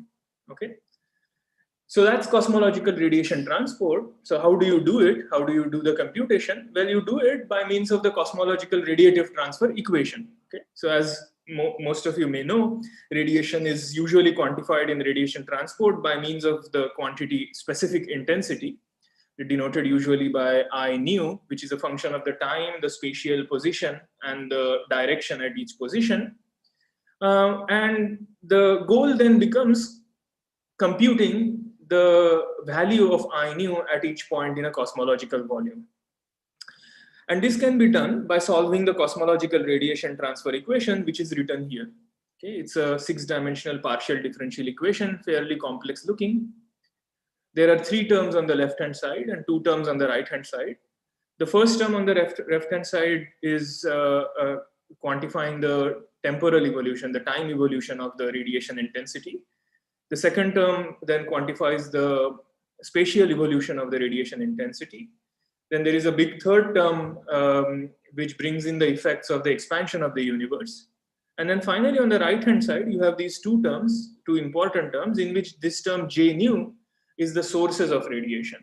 Okay? The emission of the radiation, the processes that produce radiation, and the quantity minus kappa nu I nu, which quantifies the absorption of the radiation by matter distribution in the universe. So in other words, if I specify J nu and kappa nu by means of a cosmological simulation, such as those, for example, which we saw in Jasjeet's talk, I could then plug them into this equation and hope to solve this equation at every point in a cosmological volume to get my I nu. Okay, and that would be a successful computation of the cosmological radiation transport. Now, doing this is hard. There are 2 main challenges. One is the problem of dynamical range. Okay, the cosmological effects that we are talking about is at scales of tens to hundreds of megaparsecs, but the radiation is produced and even absorbed at scales of parsecs or kiloparsecs, very small scales. Okay, so for example, here I'm showing a density slice from a cosmological simulation at redshift of about 6. You want to calculate radiation effect on these scales, 80 megaparsec over edge. But that radiation is being produced on scales which you can barely resolve on this slice. That's one problem. How do you fit the problem into a computer, right? That's why you need a lot of nodes for these simulation. And the second problem is the speed of light problem, which is that radiation moves very fast. So you need very small time steps compared to gravity structure formation. You need really small time steps to evolve the radiation transport problem. So the computation becomes slow. So what do we do if we are faced with these 2 problems? Several solutions have been devised to sort of work around these challenges. And these solutions, I think we can classify in basically 2 categories. The first category of solutions is called ray tracing methods of doing cosmological RT. In ray tracing methods, you basically trace rays from sources to each cell in the cosmological volume. And the property of ray tracing methods is that their execution time generally scales as the product of the number of cells and the number of sources. And several codes apply this technique. For example, C2Ray, Licorice, Crash are some of the well-known names that you may have heard, which apply ray tracing methods. The problem, however, is that this dependence on the source number is challenging, because in a cosmological volume, you have billions of sources. And in fact, each cell can be its own source because it can emit secondary radiation because of recombinations. So when this was realized, people quickly found that ray tracing methods are not a solution, really. You cannot really go to very large boxes. Dynamical range still remains limited. So what people did was they came up with moment-based methods, in which you actually throw away your equation, that radiation transfer equation, and you solve only its moments. Okay, I'll show an example soon. So for example, you could solve only the monopole and dipole angular moments of the equation, which are two new equations now. They are averaged equation, so that's how the simplification has occurred. And it turns out that the monopole and dipole angular equations basically then convert the problem to a kind of fluid dynamics problem. And then the method scales as order of n cells. So the source number dependence is completely gone, and that's a huge breakthrough.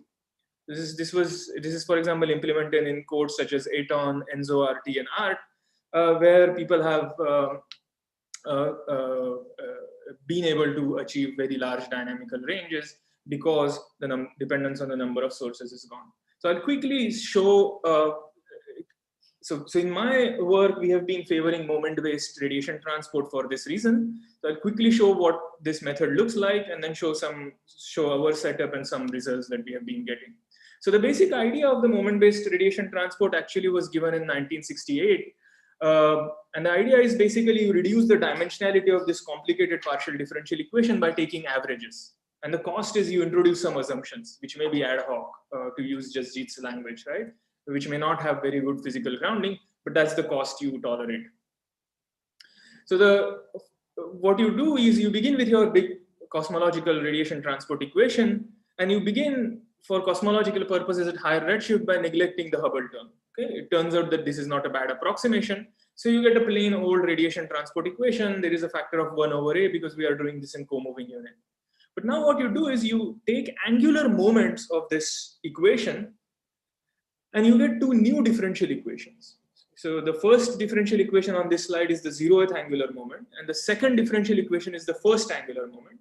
You could go on like that, second, third, fourth, but you stop at the second, and you notice something interesting. First of all, our quantity I nu has gone away. Instead of that, two new quantities have appeared, n nu and f nu. So what I could try to do is I could try to solve the first differential equation here to get my n nu. It turns out n nu is just a scalar, the photon number density. Now I can't do that. I can't solve this because I don't know my f nu, which it turns out is the photon flux. So then, but it turns out that my first moment equation, the second equation on this slide, gives the photon flux differential equation, which I could solve to get my f, but it has the second angular moment, which is this tensor p. But now I could choose to write the second angular moment equation and solve it to get p. But what people do in moment-based methods is instead of that, they stop here and they just write an assumed form of the pressure tensor p. So for example, one particular algorithm for RT is called M1 closure algorithm, in which this particular pressure tensor is used. There's no point in understanding the details at this point. There is just a bunch of numbers, looks pretty ad hoc, and it is actually to some extent ad hoc, but this pressure tensor is postulated and used to close this system of equations. Once you have this pressure tensor, you can get the flux. Once you get the flux, you can get the photon number density at all points in a cosmological volume. So this idea was first applied around 2007 and 2008 for cosmological problems. What I have been doing is I've been using this moment-based idea to study reionization. Okay, and the way we have been doing it is by running large cosmological hydrodynamical simulations. So here is a density field from one such simulation, and running moment-based radiation transport on that. Okay. We are using a code called Aton, which was originally developed by Aubert and Tessier. We have added our own features on that code now. But this code implements this M1 closure idea of moment-based radiation transport. What do we get in return of this is the world's biggest reionization simulation in terms of dynamic range. Okay? It's a 160 megaparsec box, which resolves scales down to 80 kiloparsecs. Okay, so this is unprecedented. And as I will show, just doing this gives us new physical insight in high redshift cosmology. So here is how this this simulation looks like. I'll just play this visualization. The left-hand side plot shows how the radiation is moving out of the sources and ionizing hydrogen in a cosmological volume. The right-hand side plot shows the concomitant temperature evolution. And you can see that the sources are this tiny, almost subgrid galaxies, but they are having radiative effects which are cosmological in scale. Okay, so the method successfully captures this growth of ionized regions and their temperature and chemical evolution. Okay. What is really remarkable about the M1 closure, there are other moment-based methods available, but this M1 closure has a remarkable property that it is local. The radiation actually feels like a fluid in these simulations, and therefore they are ideally suited to GPUs. And so we have ported ATON to GPUs, and this gives a significant acceleration in the code. So for example, this plot shows the execution time per time step as a number of problem size, and the red line is how long it takes to do the problem on a CPU, whereas the blue line is how long it takes on a GPU. And you can see it's better than an order of magnitude improvement. Okay, we take about 700 GPU hours to do the kind of simulations I just showed in that animation. Okay, so it's amazing. We got a good RT algorithm, but then we also got this bonus of being able to use it on the GPUs. The scaling is almost perfect. The left-hand plot shows the speed up as a function of number of GPUs. The blue line is the perfect scaling, and the green dots are the actual performance. We have now extended this out to 512 GPUs, and it just keeps going quite well. And again, that's just a corollary of the local nature. The right-hand plot shows where the compute time is going. And most of it is going in the radiation transport, which is good because radiation transport is under control thanks to the M1 closure. So that's the concept of cosmological RT, the challenges and the interesting algorithms developed to meet those challenges, and how we are using those interesting algorithms. What are the science benefits? So the first science benefit that we have managed to extract is related to the high redshift Lyman alpha forest. Okay, so for those of you who are not into this field, I'll quickly introduce this concept. Lyman alpha forest is a feature you see in the spectra of some high redshift objects like quasars. So this is shown in, this is how real data looks like for Lyman alpha forest in this plot, which shows intensity as a function of wavelength, the spectra of two quasars. The bottom quasar is farther away, and you see that in this bottom quasar, there is this dense network of absorption lines, which is what is called Lyman alpha forest. Okay, so what's the big deal? The big deal is that this forest, its structure depends on the cosmological density structure, the kind that Jasjit evolved in his talk, and gas physics, the kind that I have been trying to study. So therefore, it's a very rich probe of various cosmological physics problems.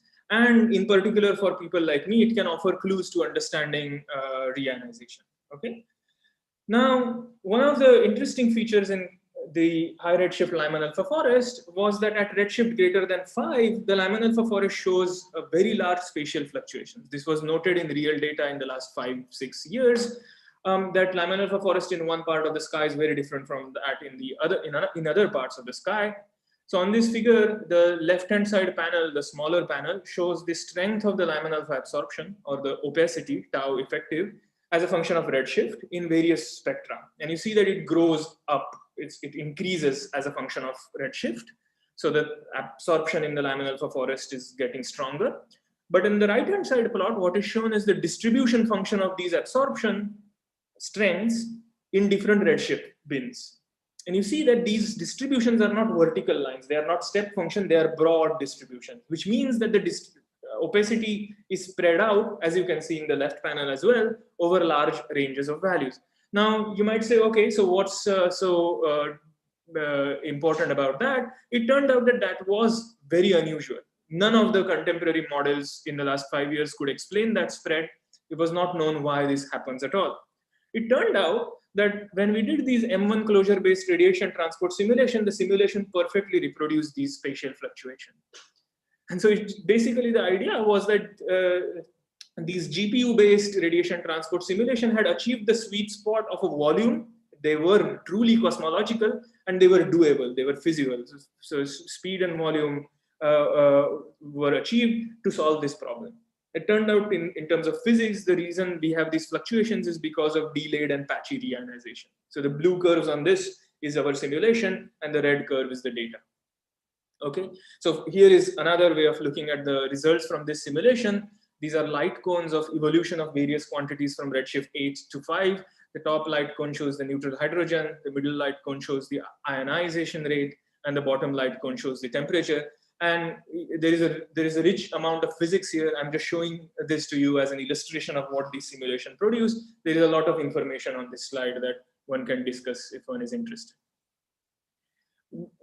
One reason we got excited about this development, totally enabled by technology, GPUs and algorithmic development, M1 closure, was that we are now for the first time approaching a concordant reionization model. Okay, so on the left hand side in this panel, I'm showing the evolution of the ionized hydrogen fraction in the blue curve in these simulations, and compare it with various other observations at high redshift, and they all seem to start agreeing with each other.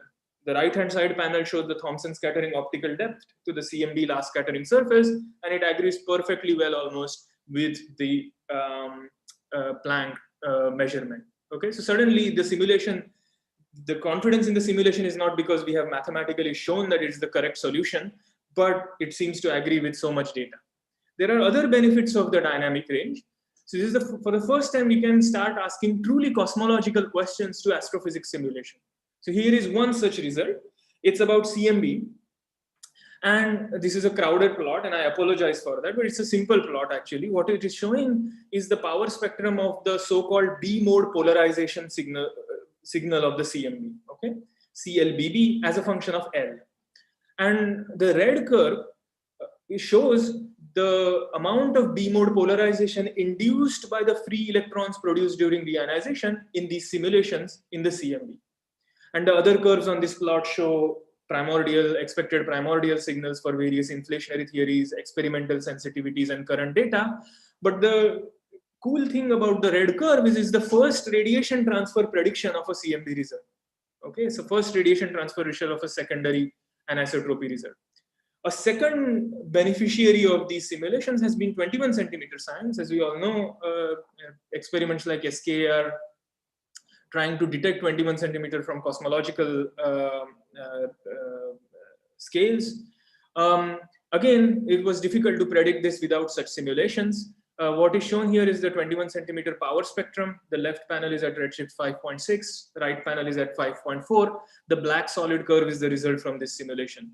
So what is so special? What is so special is that the simulation now tells us that below redshift 6, the power spectrum is orders of magnitude higher than what was expected when these experiments were designed. Okay, the expectation is shown by the dotted curve on these figures. In fact, the sensitivities of some of these experiments are shown in the colored curves. You can see that the simulation suggests that this should be detectable by SKA. This is good news because these redshifts are far easier to operate at in radio astronomy compared to redshifts of say 7 or 8, which people used to think matter more. So this is work by our postdoc Janaki Raste, who is actually presenting this result in the SKA workshop today. Okay, this is also interesting in my opinion for synergies at these redshifts with other experiments. Good, so I mean, so clearly it has helped us. I hope you got a sense of how computational innovations have really solved some important physics problems in this area. But the story is not over. There are challenges. There are some shortcomings. There are some algorithmic, technological, and physics challenges which future work needs to tackle. So, for example, we don't yet know whether M1 closure is accurate enough. Okay, we don't have that kind of analytical understanding of M1 closure yet. There are suggestions that it may be inaccurate at in certain areas up to even 20%. Okay.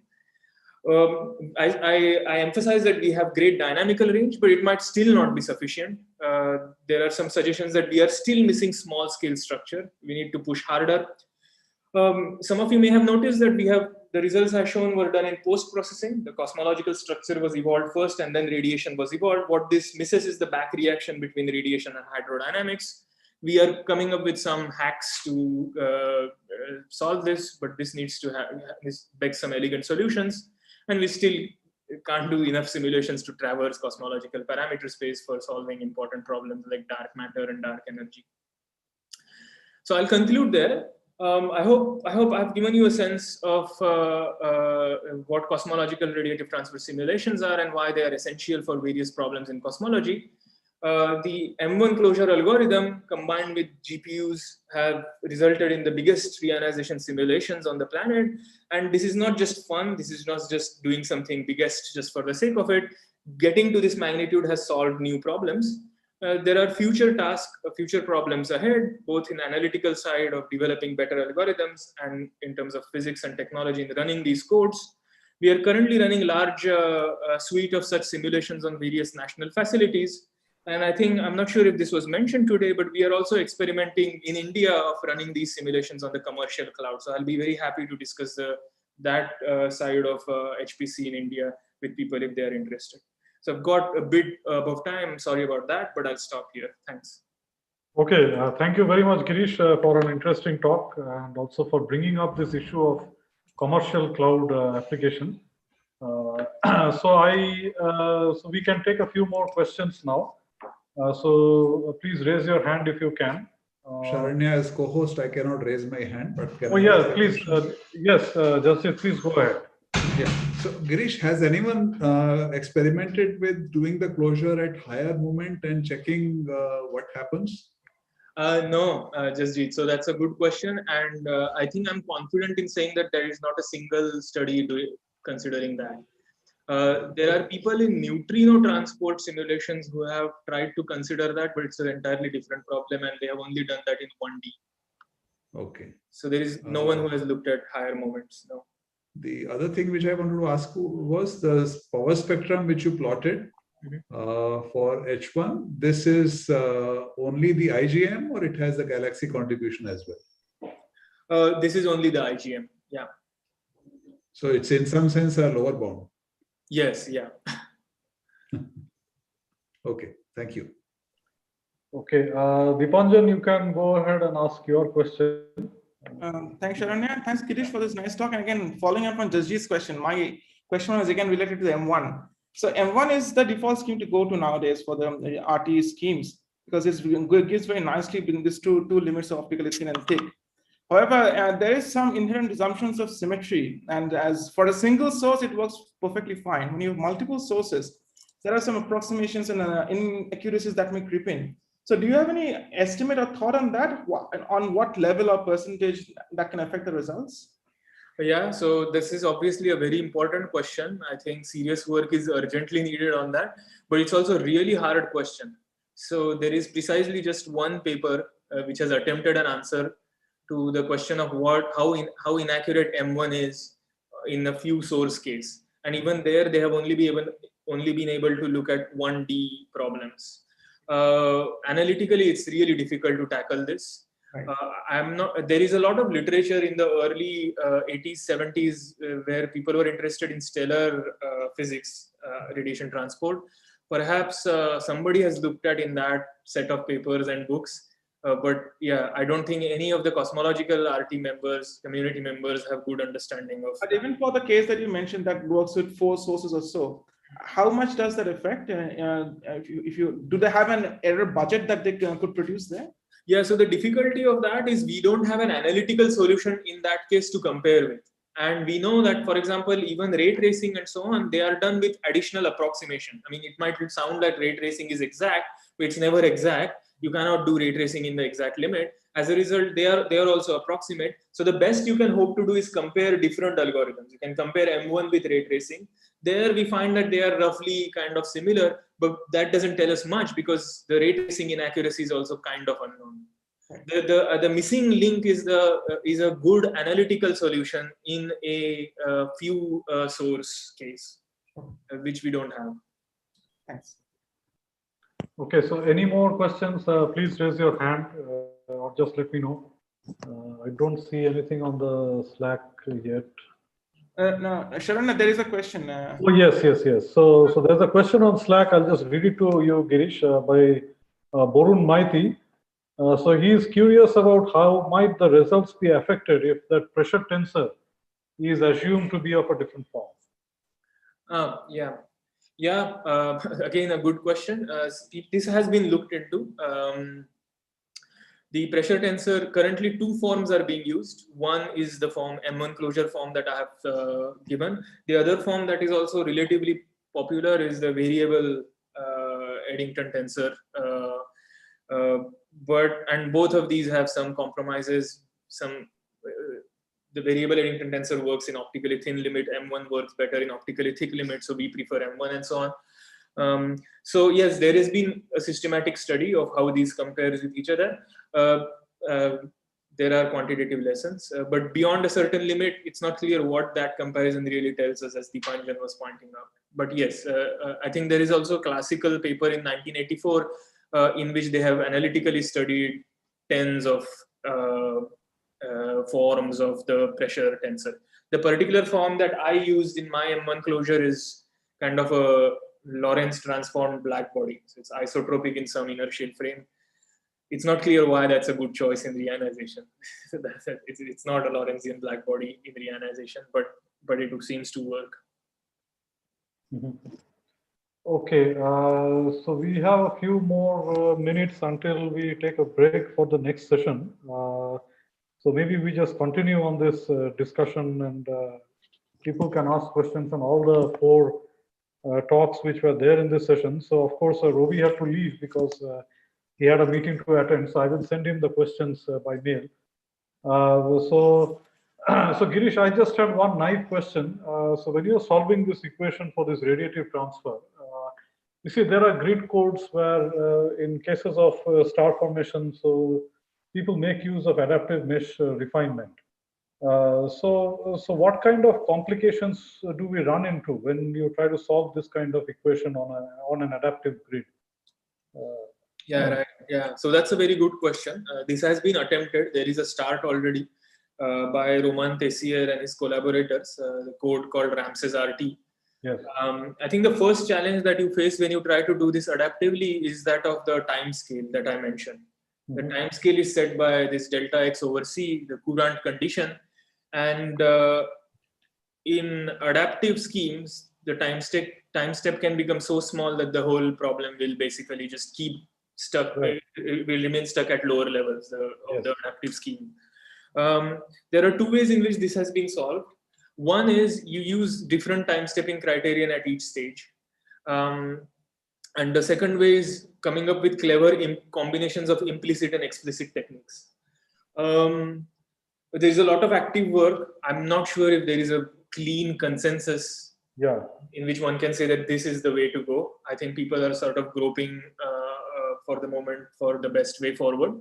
But Ramses RT has kind of made a start. But maybe I'll just briefly pinch in here. So on this, if time scale, Girish, is the main criteria that is a bottleneck, I think Ramses RT also has a reduced speed of light option also implemented somewhere. So does that help in alleviating some of the things, or it's equally bad? So that's a good point. So reduced speed of light was the first solution that people came in. I think the idea came from Nick Nedin when people realized that the speed of light is a problem, and it was a good solution. It solves everything. It makes everything very manageable. But it has been recently found that it doesn't really give good answers. The problem occurs when these ionization fronts overlap. See, until the ionization fronts overlap, the main challenge is the speed of ionization fronts is reduced when you also reduce the speed of light. Okay, so this was not very well appreciated before. And because when the ionization fronts are small, they're kind of isolated, the reduction in speed is not that much. So you can't tell much. But when they become bigger and they start overlapping, you can really tell the differences. And unfortunately, that's where all the observational data is. So slowly in the last, there haven't been any innovations on the reduced speed of light since then. I think this has just that idea has just gone away now. So I think the main development at the moment is coming up with better implicit methods and better subcycling strategies to do this. And at the moment, the best Ramses RT there again. Sorry. Yeah, I think just to add to what Girish is saying, there are several implicit explicit schemes like the IMX schemes, which actually people use for relativistic resistivity. Now, this is exactly similar to your M1 closure because you also have a diffusion term in your resistivity. And therefore, and it's also based on the speed of light. So there are various IMAX schemes, mainly led by Luca Del Zana, who has developed this ECHO code, which does this relativistic resistivity simulations. And they have developed these IMAX schemes to handle such kind of things, which you may want to look into for Ramses RT or for Anton. Mm-hmm. Yeah, thanks. Yeah, no, that's useful. Okay. So I just want to get in on the point which Girish mentioned in the final conclusions about using commercial cloud thing. So could you give us a brief what you are doing and how you access it? I mean, suppose I'm from an institute or somebody is from a university, and so I'm aware of Hewlett Packard Enterprise. They have recently introduced this Green Lake, which is also an HPC cloud platform. So it's almost like pay as you go. I mean, whatever you require, you pay for it, and then it saves a lot in terms of capital costs for the institute and things like that. So could you please tell us something about your? Yeah. So I'm very happy to talk about it at the moment. I'm kind of yeah. So let me say a few things. I think. We have been using commercial cloud in TIFR for 6 months now. We are, until so far, we are completely satisfied with it. I'm sure some problems will come up at some point in future. So far, things are really good. As you said, the commercial, we were first, this was brought to our attention by our colleagues in Perth, the radio astronomy people in Perth, who are our collaborators in SK Science. And they have been, we heard that they were preferring commercial cloud for HPC in preference to their on-campus data centers. Yeah. So this got us really interested, and we then kind of probed this idea further. We found that there are some distinct advantages, and then I'll come to some potential disadvantages as well. One advantage is that commercial cloud is extremely flexible. What you get in commercial cloud is a range of architectures in one go. Whereas when we buy cloud, when we buy HPC systems on campus or something, we sort of have to stick with that architecture for at least a period of 5 years or so. Yeah. Whereas if one morning I have to do a GPU simulation, I allocate a GPU on the cloud. If another morning I want to do a really tiny visualization, I can spawn a really low cost old CPU. So that flexibility is important. The second thing is the reliability is very high because of the redundancy. It's just an economy of scale argument. The data centers of these commercial vendors are so much bigger than anything that we can afford, that everything is so redundant that it's 100% uptime essentially. Right. The third interesting point that I felt was that it was extremely easy to set up. It has been a challenge in India to set up HPC on campus and then manage the maintenance and support. This thing just is not there. The purchase happens almost instantaneously and you start using the HPC. And then the final thing I felt, which was really important for many of us here, is that I believe that cloud-based HPC gives us a method in India to leapfrog compared to users in, say, United States and Europe. And the reason being that on cloud, if you are willing to spend some extra money, you can jump to the most cutting-edge architecture, which it would have taken much longer to arrive on campus at your institution. And I think that's something that but there is also the issue of how much it costs and. Correct. So now, institute-wide subscription, or is it an individual payment basis supported from your grants or whatever? I mean. Right. So I think, yeah, cost is an interesting question. So interestingly, again, because it's commercial, the cost is really strange model. It took us months just to understand how to quantify the cost in commercial cloud. For example, there is this thing called spot instances on commercial cloud, in which if you are willing to stop your codes at any time on short notice, the cost of the same CPU drops by sometimes as much as factor of 10. And almost all astrophysics codes have checkpointing, so we are happy to stop. Yeah. And therefore, what happens is we get CPU and GPU access to a really fraction of the cost compared to what it would be. But whether going to the cloud will necessarily end up saving money is unfortunately not a black and white question. So, for example, I think for a person living in Mumbai, it probably does save money because the space is costly here, power is costly, manpower is costly. But perhaps if, for example, TIFR's campus in Hyderabad, the costs are much lower, and therefore there you can compete with the cloud-based cost perhaps. So we are doing a quantitative study of these cost comparisons at the moment, and I'll hopefully have some numbers at some point. On the other hand, there is a lot of data that people have obtained on cost comparisons at other places, at other academic places across the world. And there, what people have found is that cloud can be made cheaper. You know, you can, just like you can go to spot instances, you can tune your workflows to achieve significant cost cutting on the cloud. Because I think finally it boils down to an economy of scale thing, right? If you buy one GPU at your place, it's going to be much more costly than that one GPU on the cloud, simply because they have millions of those.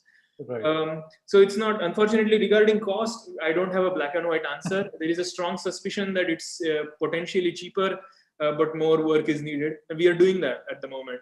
We are doing quantitative homework. Okay, thanks. I will get back to you with more queries if I have on that. So meanwhile, you have one Slack question, so which you may want to attend there on Slack. So I will close this session, and we are going to take a break for 10-15 minutes to come back to the last session, which will be moderated by Dipanjan. So Dipanjan, I'll make you a co-host from here on. So thanks again to all the speakers for being here and presenting their talks. I enjoyed all of them till now. So thank you very much. And so we reconvene at 4:45? Yes. So I made you the host. We reconvene at 4:45. Yeah. Okay. Yeah. For the last session.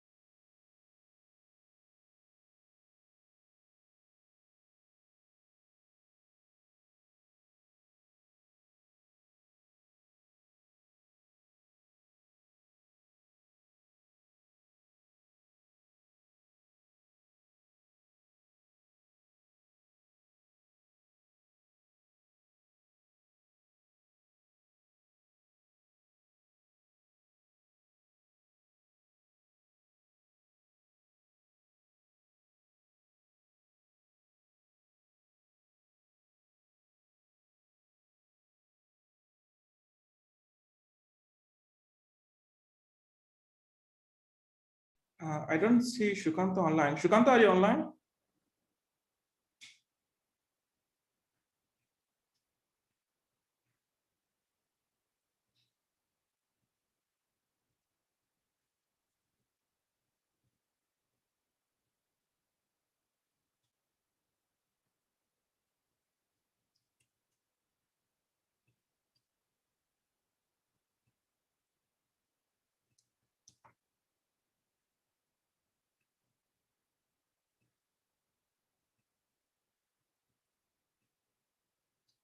Shukanto, can you hear me? Yes, I can hear you, Dipanjan. What Okay. about my audio? I have made you a co-host now, so they can share your screen. We'll start in about 2 minutes. Sounds good. Let me test out my screen. Okay, I'll stop my share. Okay.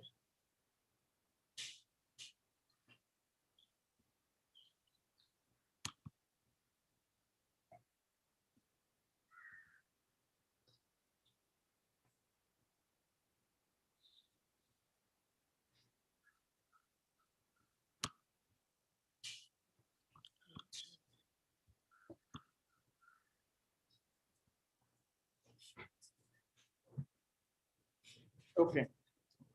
Your slides are visible. Thank you. Can you, okay, let me see if I can, yeah, you can see the slides change, right? You can see them change. Thank you. Perfect. Yes, we can. So we'll start in about 1 minute, Shukanta. Thank you. Yeah. Sounds good.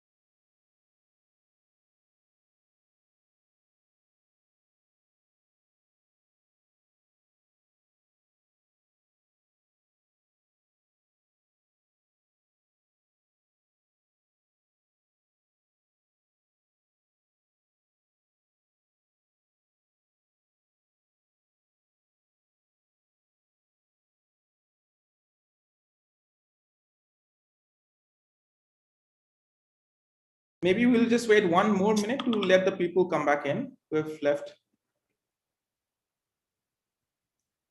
It's 4:45, so we'll start at 4:46. I have about 69 participants now.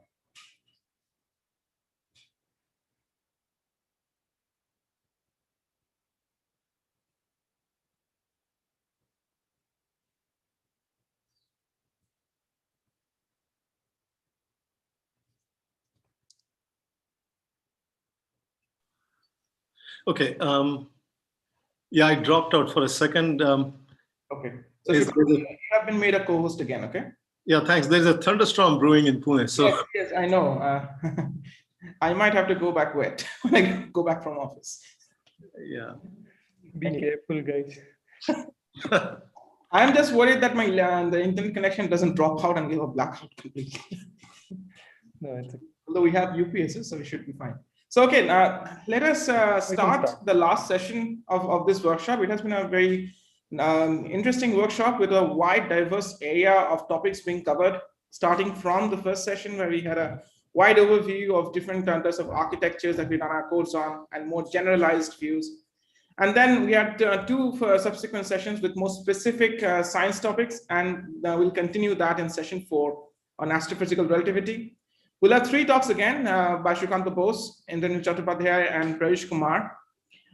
Speakers will have 20 minutes. I'll give you a warning at the 18th minute, and we'll have 5 minutes of Q&A after the talk. So Shrikanta, off to you on comprehending nature's densest objects. Thank you. Thank you, Dipanjan. Let me begin by thanking ASI and the organizers, Dipanjan and his colleagues. I'm sorry, I'll have to close my window because of the storm. But I'm happy to talk about this topic on basically gravitational wave discoveries that have happened in the last 5 years. And it seems that what these messengers of gravity are telling us, I mean, they're in some sense complementing some of the things we know from electromagnetic observations. Shukanta, sorry, we cannot still see the screen if you have shared it. Oh. Yeah, so you have to already share the screen, Shukanta. Sorry, thanks for letting me know.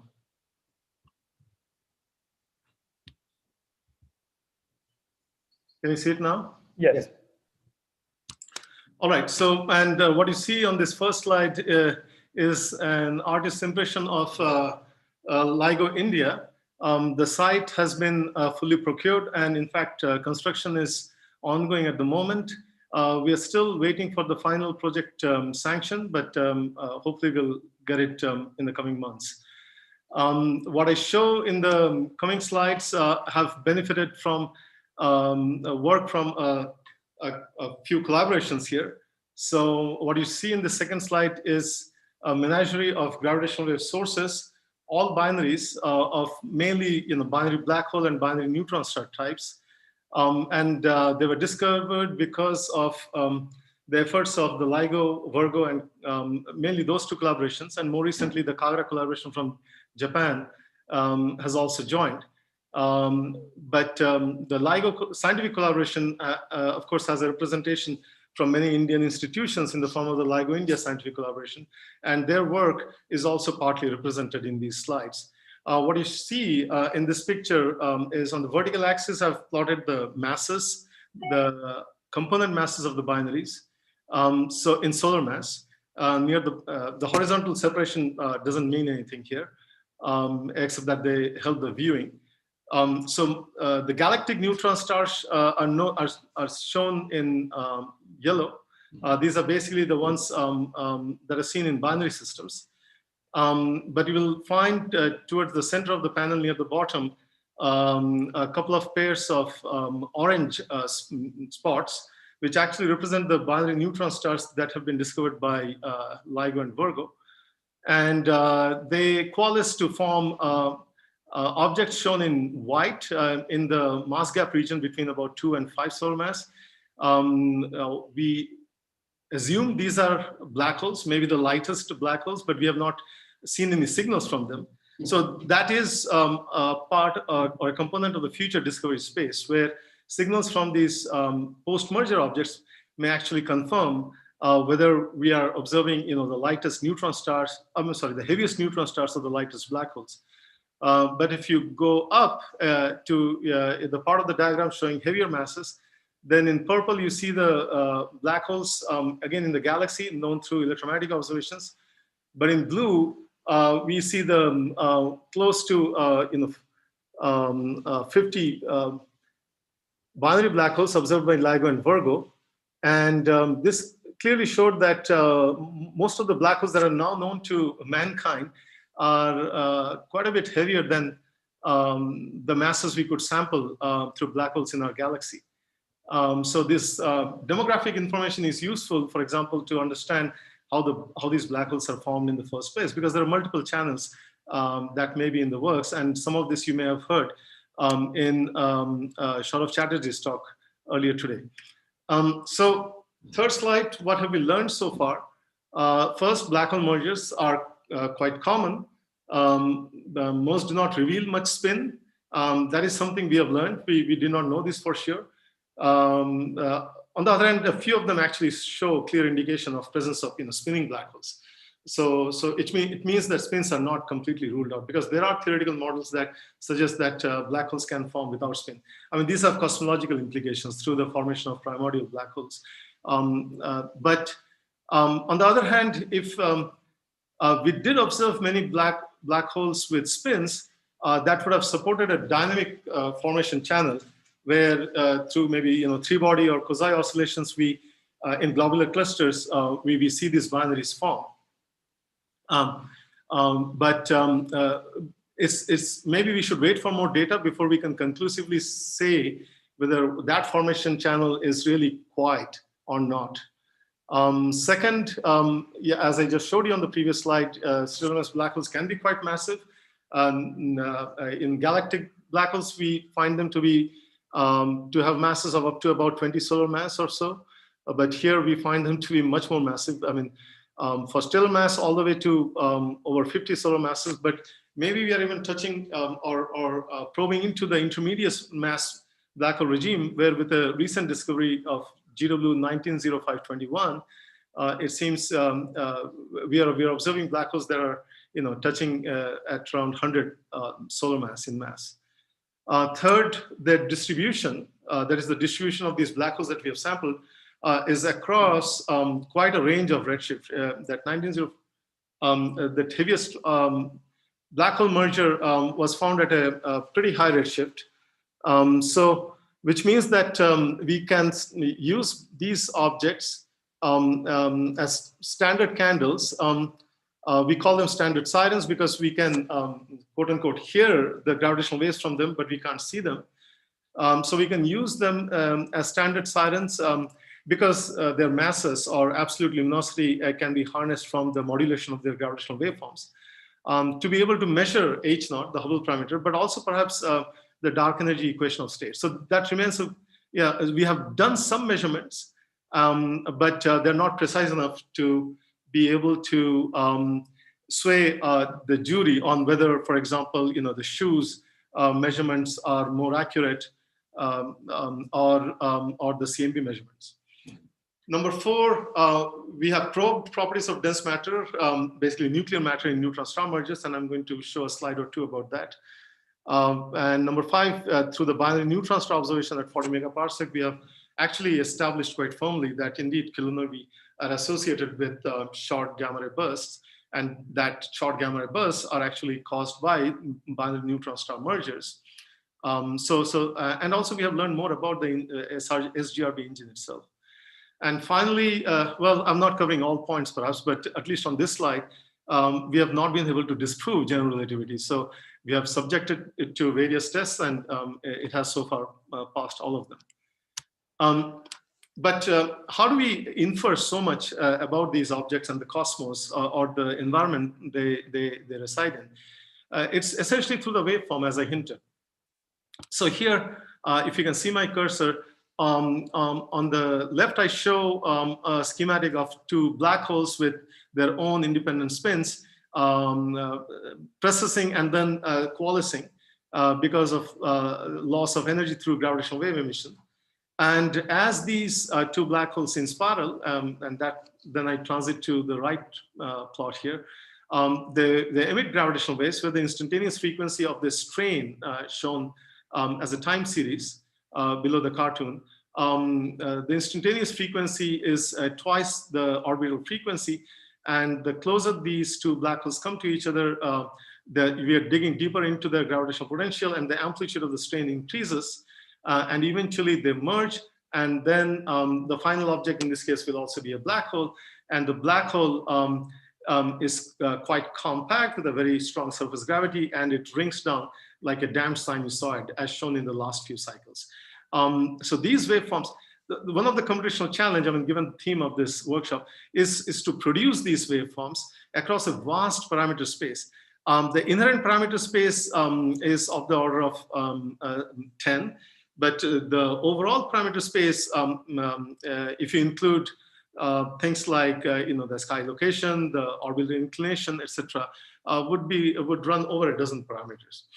But even if you limit yourself to the inherent parameters, such as the inherent spins of these objects, and if their orbits have any eccentricity, if, for example, if they have horizons or not, those things are a challenge to simulate, because especially if you also allow for very disparate masses, because then you have to have adaptive drifts where you can resolve the different objects as required by their inherent sizes, and also track them as they come closer.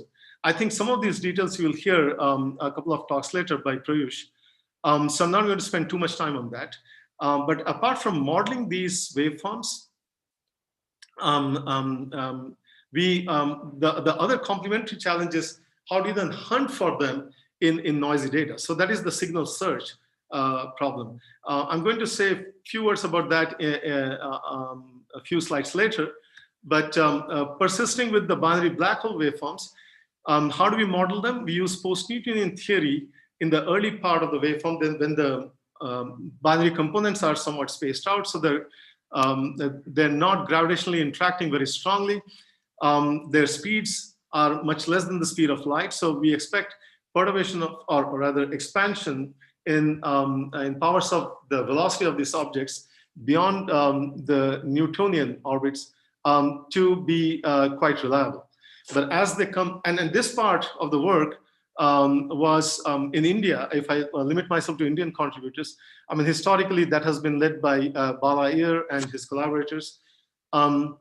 But as you come closer, you cannot ignore the effects of numerical relativity, because like in the first signal discovered almost, well, a little over 5 years ago, but announced almost 5 years ago, that was 150914, that binary black hole merger had just a few cycles close to merger.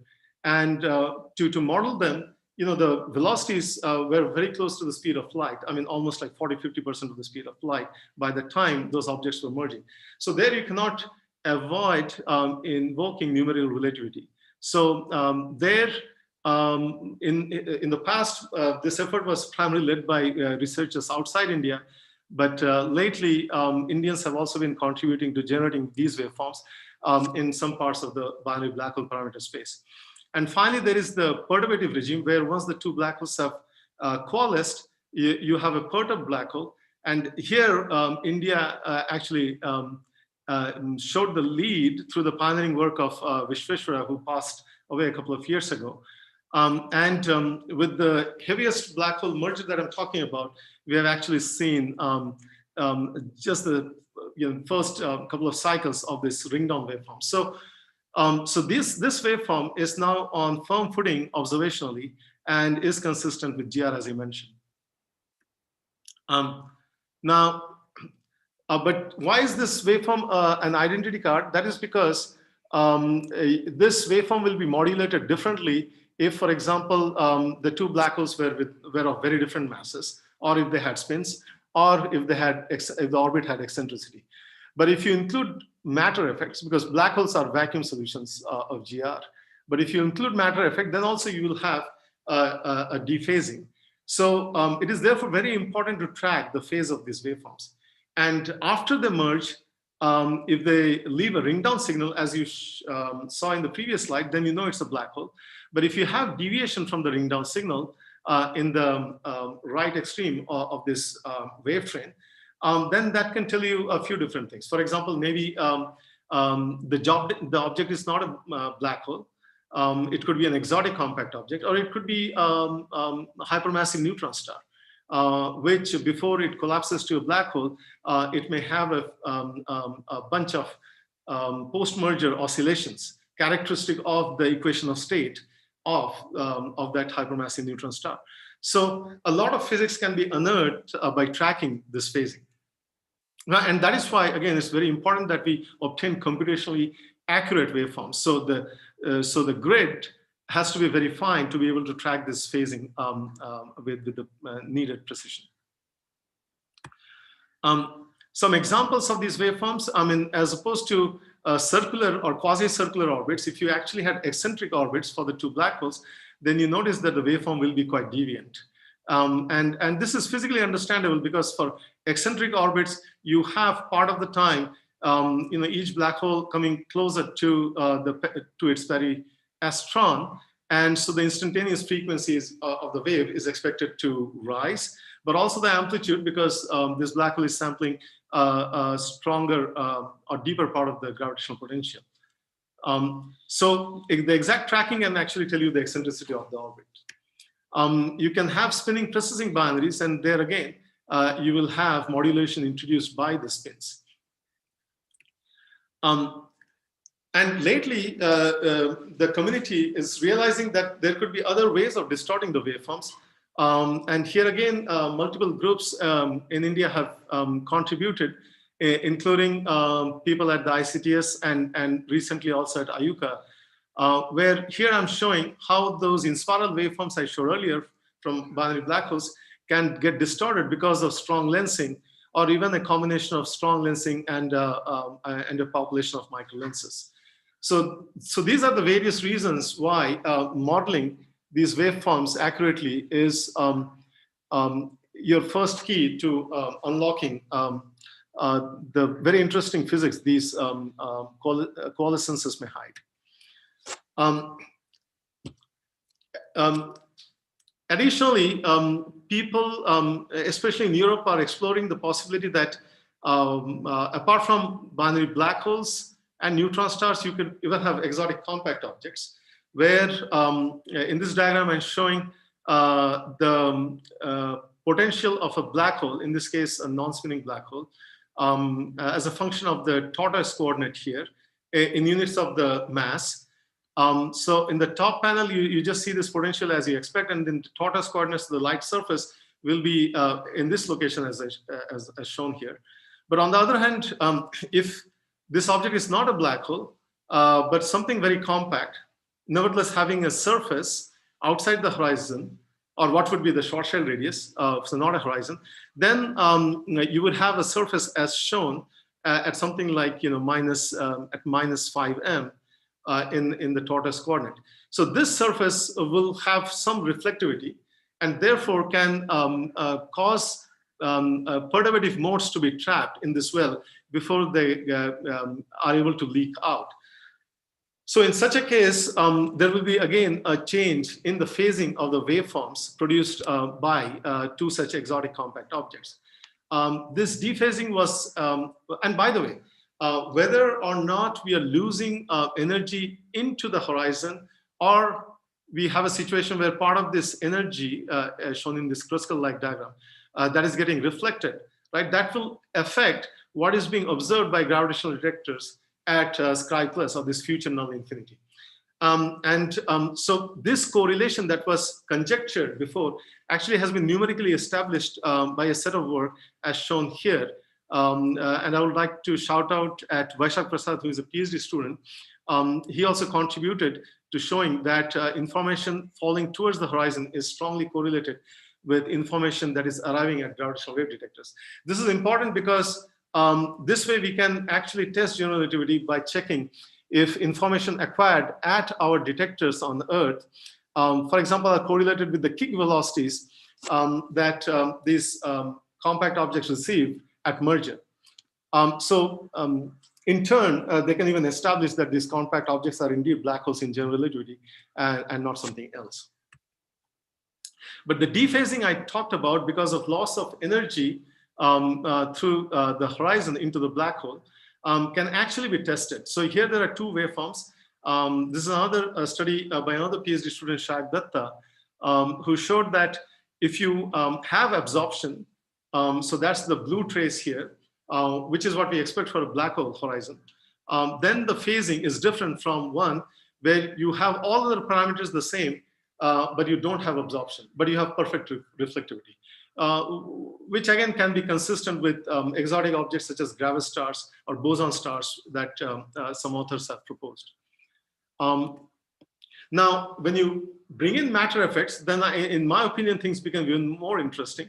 And so here we saw a snapshot from a simulation by Boswan et al, where there are two neutron stars, and these contours can be thought of as equipotential contours. These two neutron stars have not yet merged, but they are just milliseconds away from merging. But you notice how tidally distorted these neutron stars are even before merger. And this tidal distortion changes the time-varying quadrupolar moment that these objects have. And that is indeed the source of gravitational waves. So you can expect, again, a change in phase because of these tidal distortion. And this distortion has been used to constrain the equation of state of neutron stars. But how do you actually measure this distortion? I mean, the one challenge you have to beat before you get there is to be able to, again, unravel this phasing very precisely.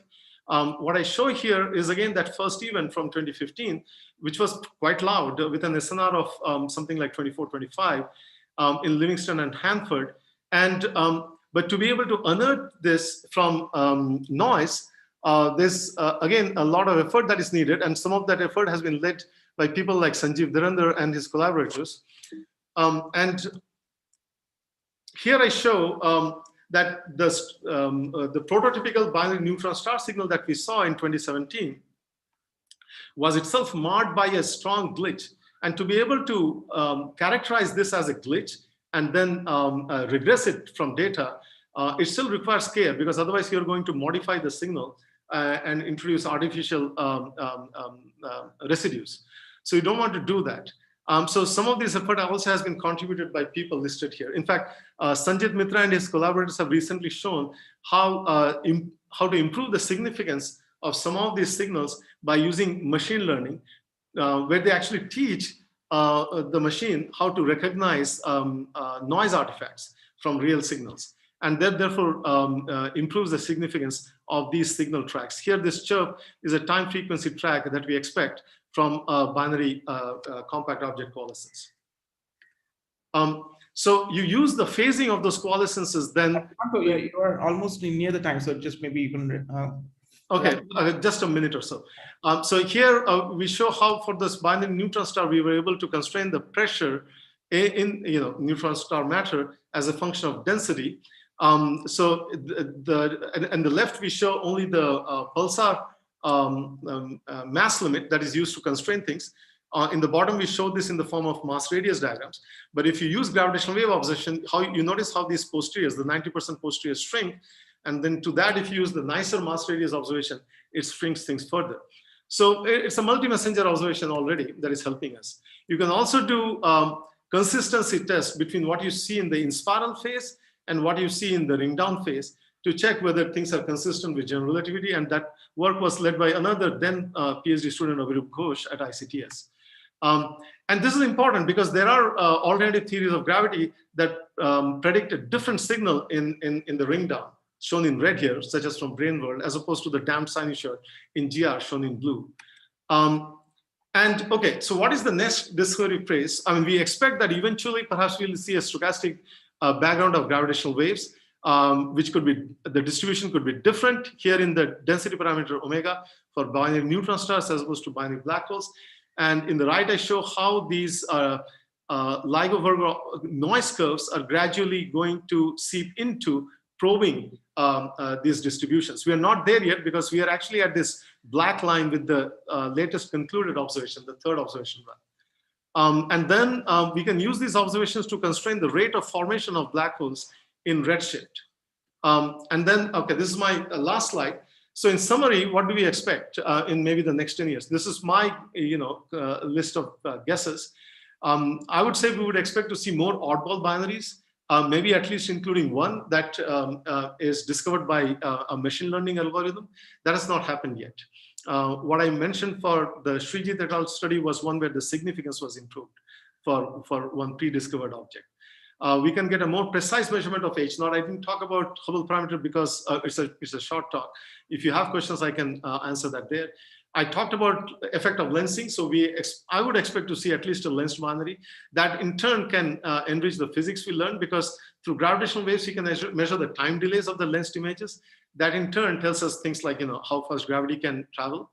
I expect to see a stochastic background of gravitational waves. Of course, it needs improved detectors, but that is what we expect to happen in LIGO and Virgo in the coming years. Possibly a gravitar, which is a spinning wobbling pulsar emitting gravitational waves. Maybe a gravitational discovery by pulsar timing array. Maybe it's imminent, I don't know. And then maybe post-merger signals of binary neutron stars, which could perhaps hide information about phase transition in nuclear matter.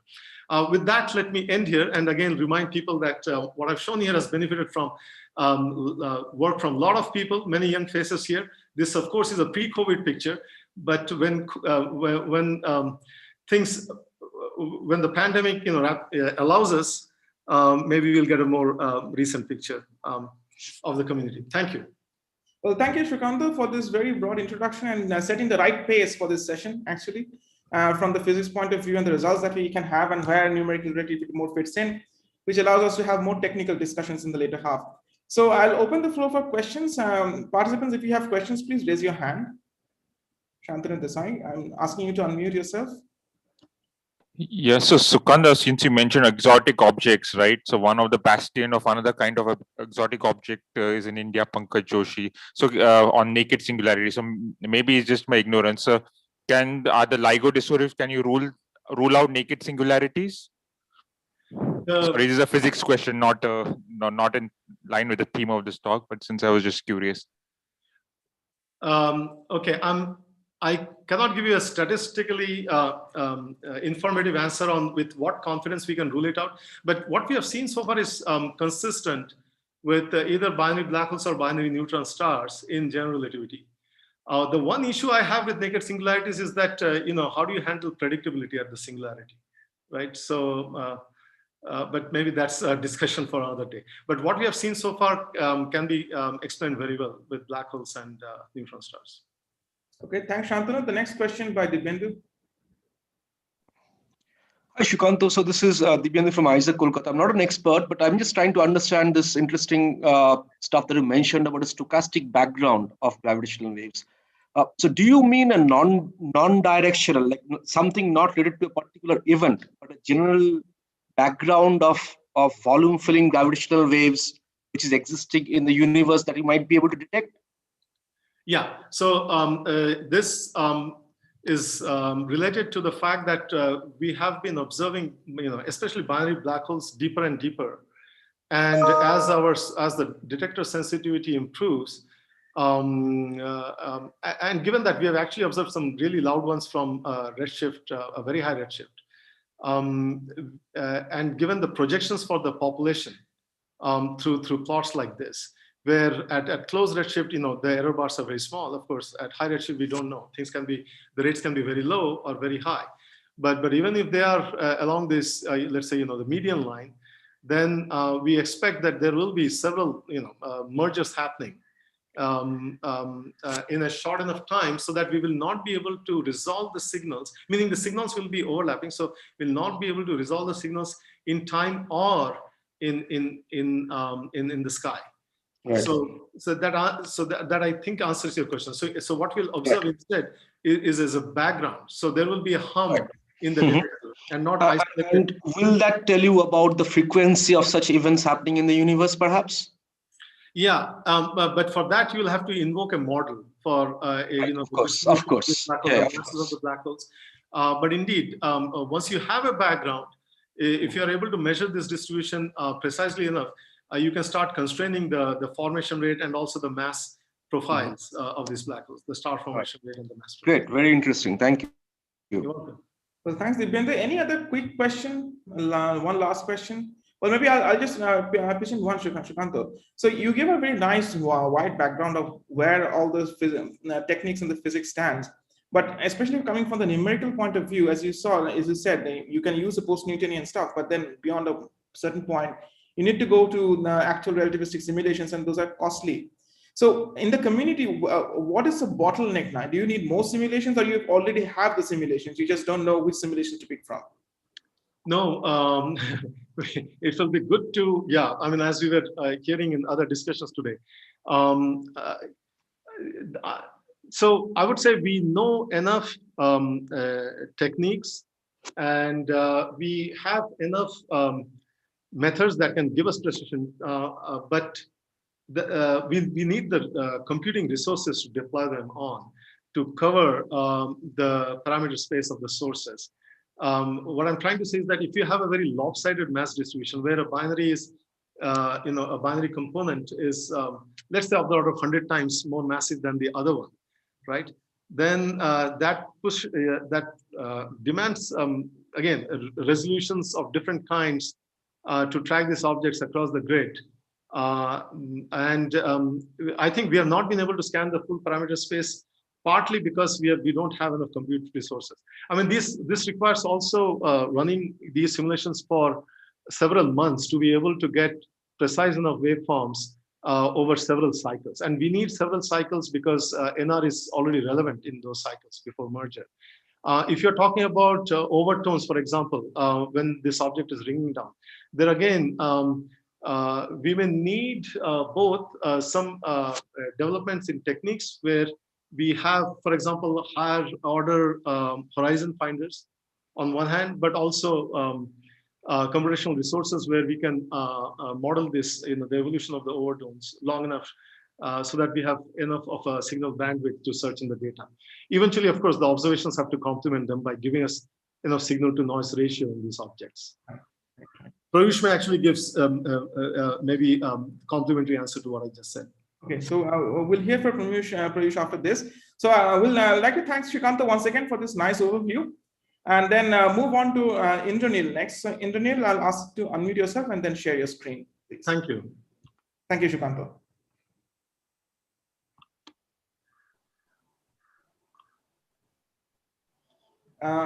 Indranil, can you hear me? You are a co-host. Yes, yes, I can hear you. Yeah. Okay, just a minute. I will just. Yeah.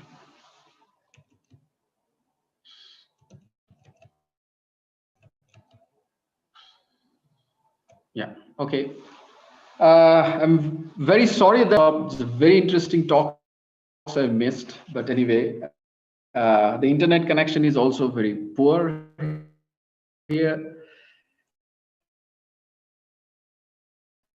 So anyway, so I'll start fresh results. So so it will be initial results. All right. So now accretion we know is the best model to explain the luminosity, etc. But we also know that accretion onto black hole is trans-relativistic in nature. That is, at large distance, the flow is non-relativistic, but close to the horizon, if it is a black hole, of course, flow is relativistic. If it is jet, then it's the other way around. It should be non-relativistic close to the black holes. The bulk speed should be non-relativistic, and at large distances, relativistic. So from this accreting matter, a fraction of the matter is also supposed to be redirected as bipolar jets, say the flows around compact objects. So the important point to note is that jets are launched from accretion disk and close to the compact object, and there the matter is quite hot. Therefore, the plasma around compact objects are fully ionized and thermally relativistic, which means that the thermal energy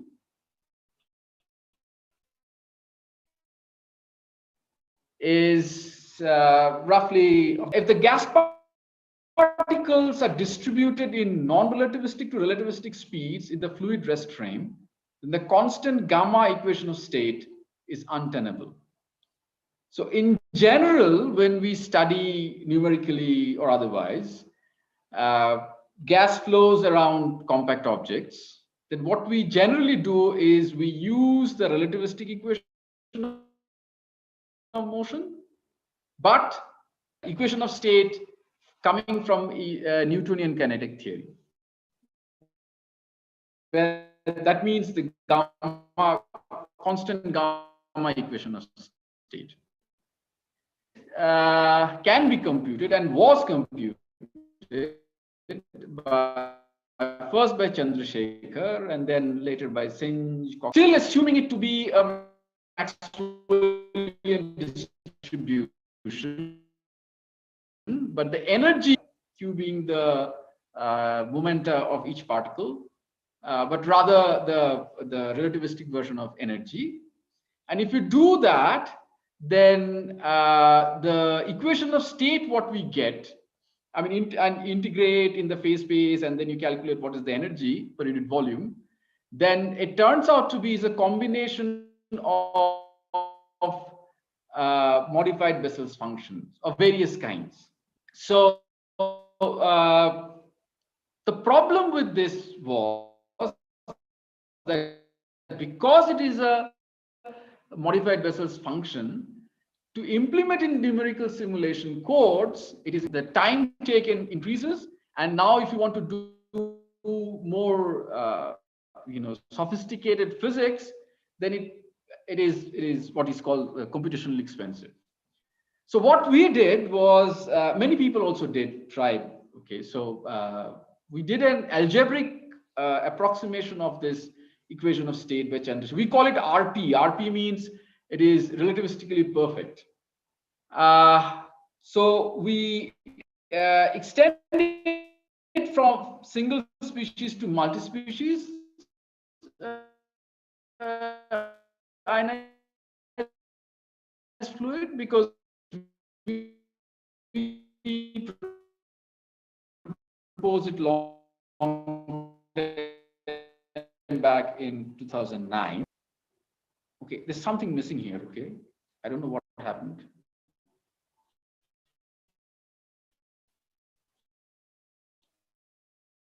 Sorry. This is if you want to add positrons, then positrons. Of course, the charge balance of this in terms of very simple form, rho f. F is a dimensionless parameter, a variable. Rho being the mass density given by this, and f is this dimension variable. Theta is the pressure divided by the rest mass energy density of the fluid. Tau is composition parameter, is function of, so this is tau basically, this is 2 minus xi by eta.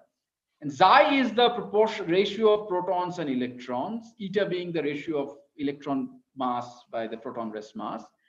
And the polytropic index will come out to be this, which is basically a derivative of f with theta. And then the adiabatic index is 1 by n, 1 plus 1 by n. And then you can understand that both n and gamma is no more constant. But to be fair, we don't need these concepts of n and f at all. Sorry, gamma and f at all, gamma and n at all, because they don't enter the equations anywhere. Everything is a function of theta there.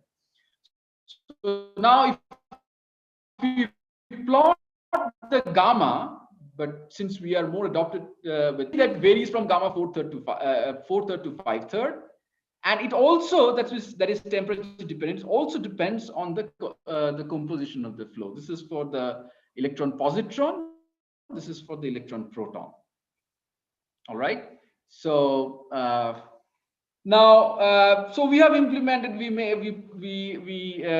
built a relativistic code some time ago.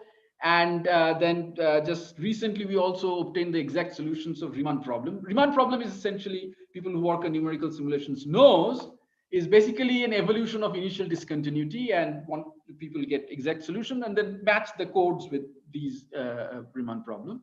So here is one example of Riemann problem. It's a 1D version of a relativistic jet. So this is density, this is pressure, and this is the forward velocity. So it's close to 1. So I think 0.99 was the injection speed here. And it's for xi equals to 1, that is electron proton flow. We can also do it for electron positron and so on. All right. So, but however, this was done before, but we will talk about something else today. So one of the points that the people who do numerical simulations, even around compact objects, face, that flow around compact objects are hot. Generally, they are hot, but they are not always relativistic in terms of bulk speed. So, for example, Keplerian disk is always subrelativistic in bulk speed, and it is also subrelativistic in temperature as well. But even advective accretion flows achieves moderately relativistic infall speed only at distances less than 2.5 Schwarzschild radius. Okay, so then it achieves around 60% the speed of light, and then from 2.5 to 1 Schwarzschild radius, it achieves the speed of light. So, but that's a very short distance. And most of the radiations in physics that happens and that we detect is outside that. Okay, even jets are supposed to be relativistic in bulk speed for distances greater than few into 100 Schwarzschild radius, presence factors, G mu news, and so therefore to do a lot of physics, it is really computationally expensive. So people who do GRMHD simulations, they will vouch for. And so therefore, using computational facilities judiciously, to do that, it is better to have some idea, okay, that what we are trying to search for. So these kind of codes, which is essentially non-relativistic, I mean, they use non-relativistic equations of motion.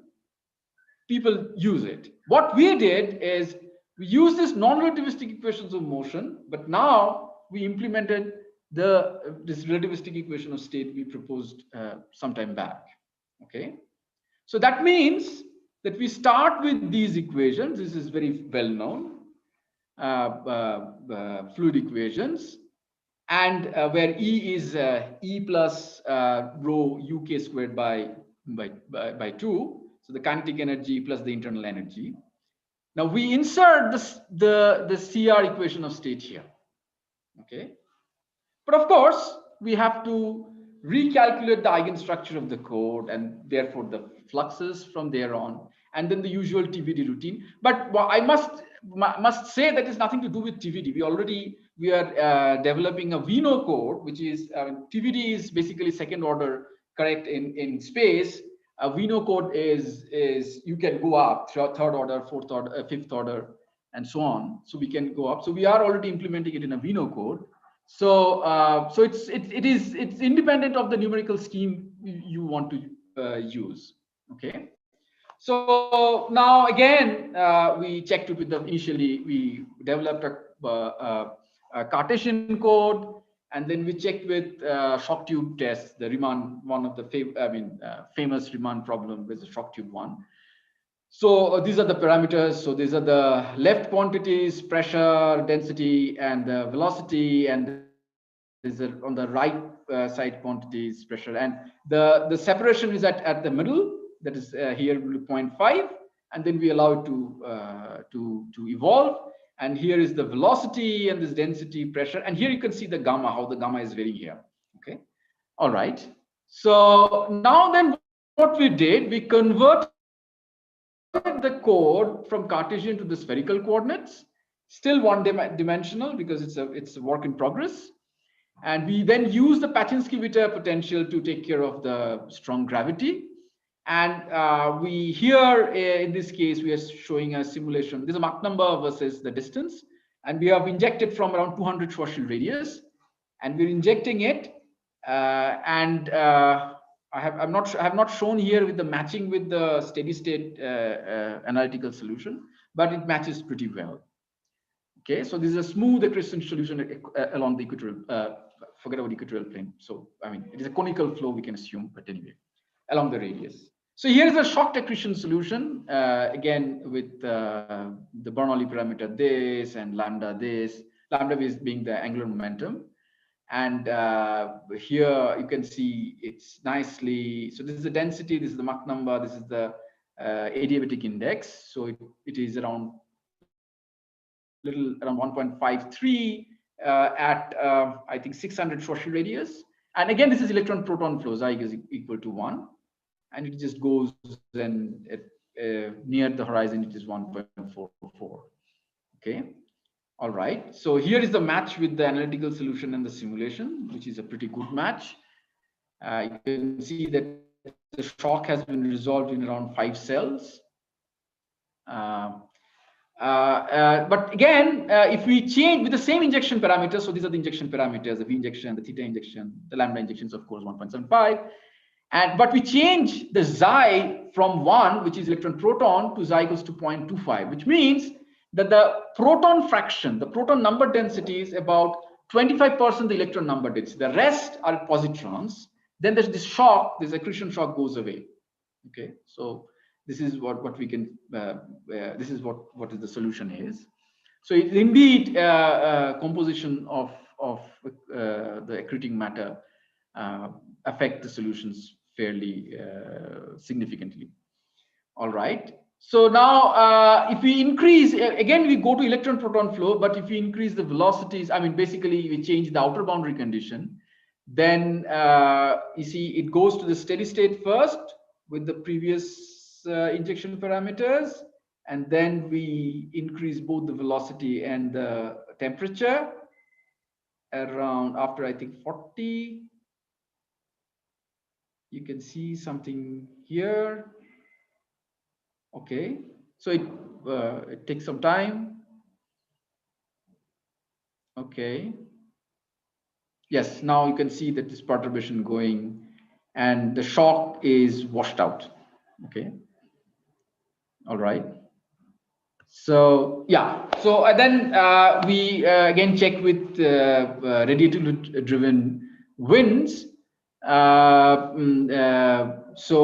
Bipolar winds. So something like this, we have bipolar outflows here, and here is the accretion disk. The inner part is the compact corona.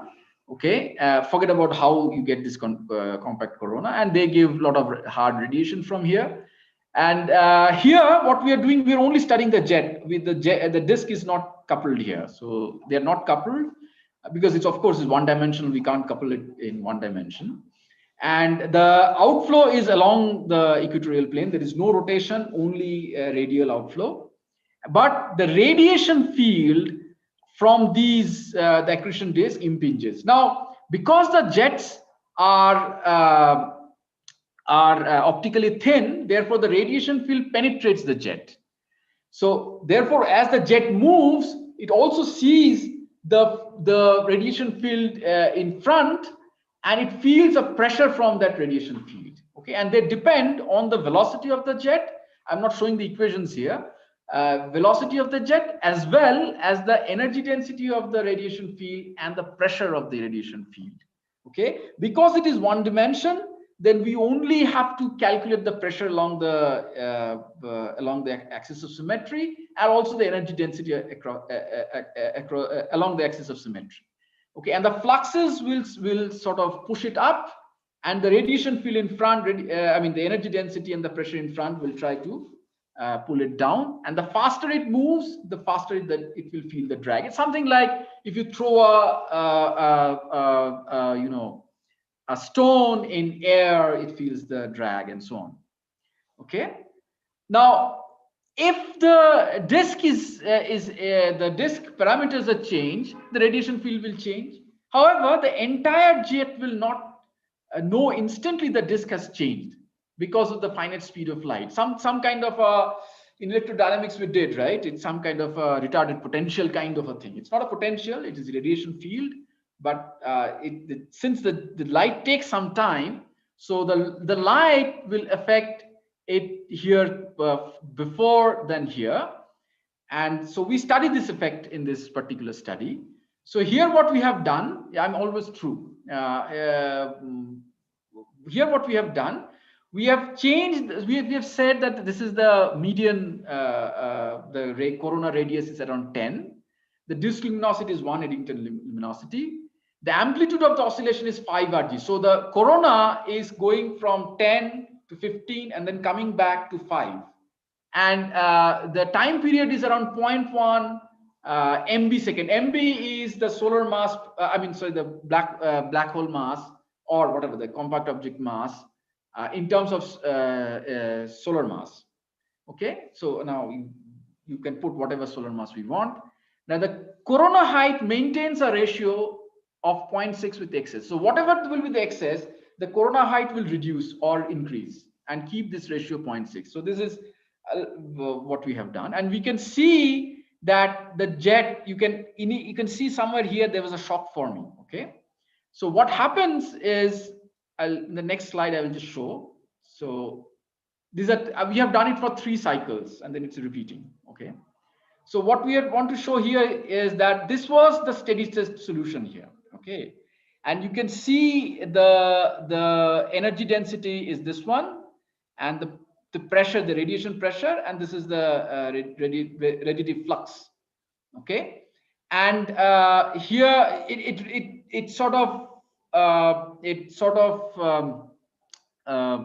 decelerates because the radiation energy density and the pressure is high here. But as it goes, as the location of this corona radius goes to 7 from 10, then proportionately the energy densities and everything goes high. Okay, and so therefore it dips further. Okay, and if it is sufficiently, you tune it well, then you can form a jet shock here. You can see there's a jet shock forming, and then the jet shock goes away. Okay, it will be even, more significant if the corona height does not change much. Okay, it doesn't maintain a ratio. So then you can see a shock comes, and again there is another shock forming. And we have just computed up to 1,000 Schwarzschild radius, but you can see this is catching up. So you can have colliding shocks. Okay, if we simulate it further in this. So in all the cases, we have only simulated electron-proton outflows. If we get electron-positron or maybe some amount of positron, then it will be fairly good. Okay. All right, so I'll just end it up here. Okay, I think I've completed in time. Yes, yes. So so thanks a lot for this wonderful talk, actually. And I'm not sure if many can appreciate how difficult it is to actually develop a Riemann solver from scratch. So great talk. I have several questions, but I'll just wait for other participants if they have questions. So participants, please raise your hands if you have any questions. And while people are thinking about that, maybe I'll just ask a quick question using my privileges. So Indranil, regarding this, introducing this new equation of state, which is a very nice trick actually, because you use a non-relativistic formulation. You do away with this complication of the transformation, the primitive to conservative that we face in relativistic equations. But you use a relativistic equation of state. Now, you have introduced a new equation of state, but often in many other communities, we use something called the Taub equation of state, which I'm sure you. Yeah. So what are the differences? Because in the paper by Mignoni and McKinney in 2007, they were shown that the Taub approximation well approximates the Singe gas. Yeah. So ours are more.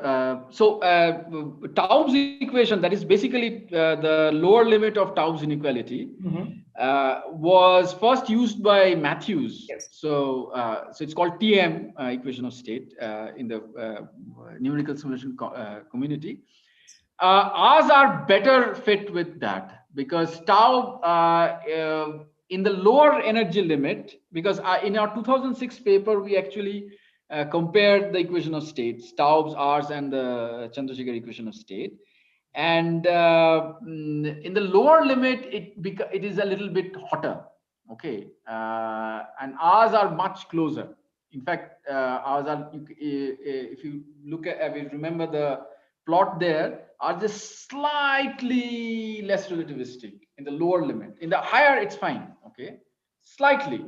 Okay, in the lower temperature limit. I think in this 2006 paper, we gave an estimate. I think the Taub inequality, the TM equation of state is few percent, and ours is less than 1%. The maximum deviation from the RP equation of state or Chandrasekhar equation of state. Right. Okay. Okay. Any other question? Well, there are a lot of implications for the last part of your talk regarding the formation of jets, formation of the shocks in the jets and the collisions. Right. But let me wait for others if there are any other questions. If not, then actually, Indranil, then for other questions from me, I'll write you separately. Yeah, sure. I will just thank you, Indranil. Thank you very much for coming to and giving this talk here. It was very interesting. Okay, sorry, there is one question. Indu, can you unmute yourself, Indu? Now, just hold on. Let me search where you are. Indu, I've allowed you to unmute. Ask your question. Hi, I'm Indu. Hi. It's nice talk. I have a question regarding, you have used the Pekzansky with a potential, right? Yes. So thing is that, so then I can understand this, the wind or outflow, whatever you're saying, is the powered by the this angular momentum or this pressure basically. Okay. Yes. But if you incorporate the rotation of the black hole, will your result hold basically then the this jet rotation, black hole rotation powered jet or the outflow, it may take over your outflow, right? No, but I am not getting a question. What do you mean by, are you talking about the Blandford's-Naik mechanism? That is completely different thing, okay? No, right. Basically, when you are starting with it, if the rotation is there, and then all the other things will be appeared in the flow, right? Oh, are you talking about using a Kerr pseudopotential, something like that? Not really pseudo potential or what. I mean, I am just, it's my Rotation, like, yeah, I don't yeah, understand, like, it should hold. I mean, you see, I mean, if it is, I mean, for Kerr, it is, if it is not more than 90% the speed of, sorry, I mean, if it is the Kerr parameter is not greater than 0.95, the changes are very, very little, okay? Only very close to the horizon, you find some deviations. That's number one. Number two is that whether it is a car or whether it is a Schwarzschild, the jets, it's my belief, the jets are coming out because of the plasma effects. Okay, of course, it is coupled with the gravitational space-time and so on. But it's basically the plasma effect that they're launching the jets. Okay, and once it leaves the jet, sorry, the disk. Okay, then okay, fine. I mean, there will be changes in the because of the geometry very close by. There will be some changes, but I mean, why should not it hold? no, basically what I was thinking that maybe Indu, maybe just interject here because we're running short on time. Okay, I have one more question. Okay, it's fine. Okay, you can write to me then if you have some question. Yes. Okay. Okay. Yeah. Sure. Yeah. Thank you. Okay. Well, once again, Indranil, thanks a lot for this very interesting talk. And then we'll move to the next speaker, Prayush. Okay. I should unshare it first. Yes, please. Prayush is a co-host. So Prayush, you can unmute yourself and share your screen. So Prayush will be talking to us a bit more about the technical details about the numerical relativity calculations that we do.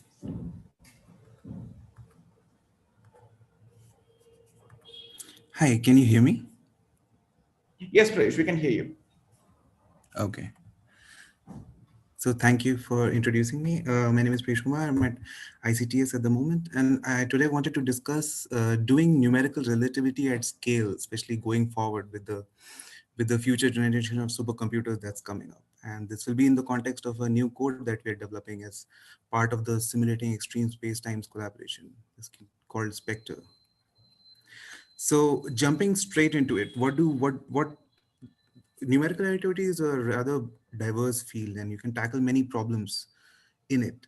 The specific problems that we are interested in is the dynamics of compact object systems in the context of LIGO.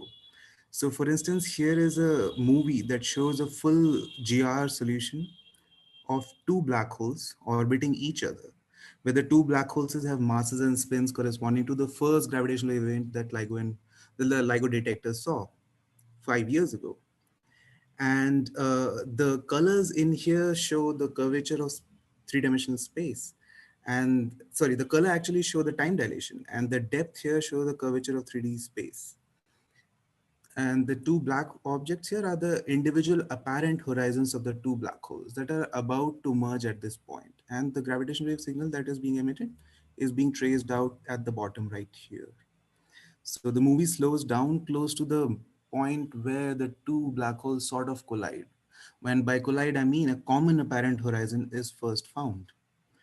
And after that point, the common apparent horizon that revolves, it shades away its anisotropies in gravitational waves. And all these gravitational waves are emitted outward in the simulation domain. And we collect them out in the domain.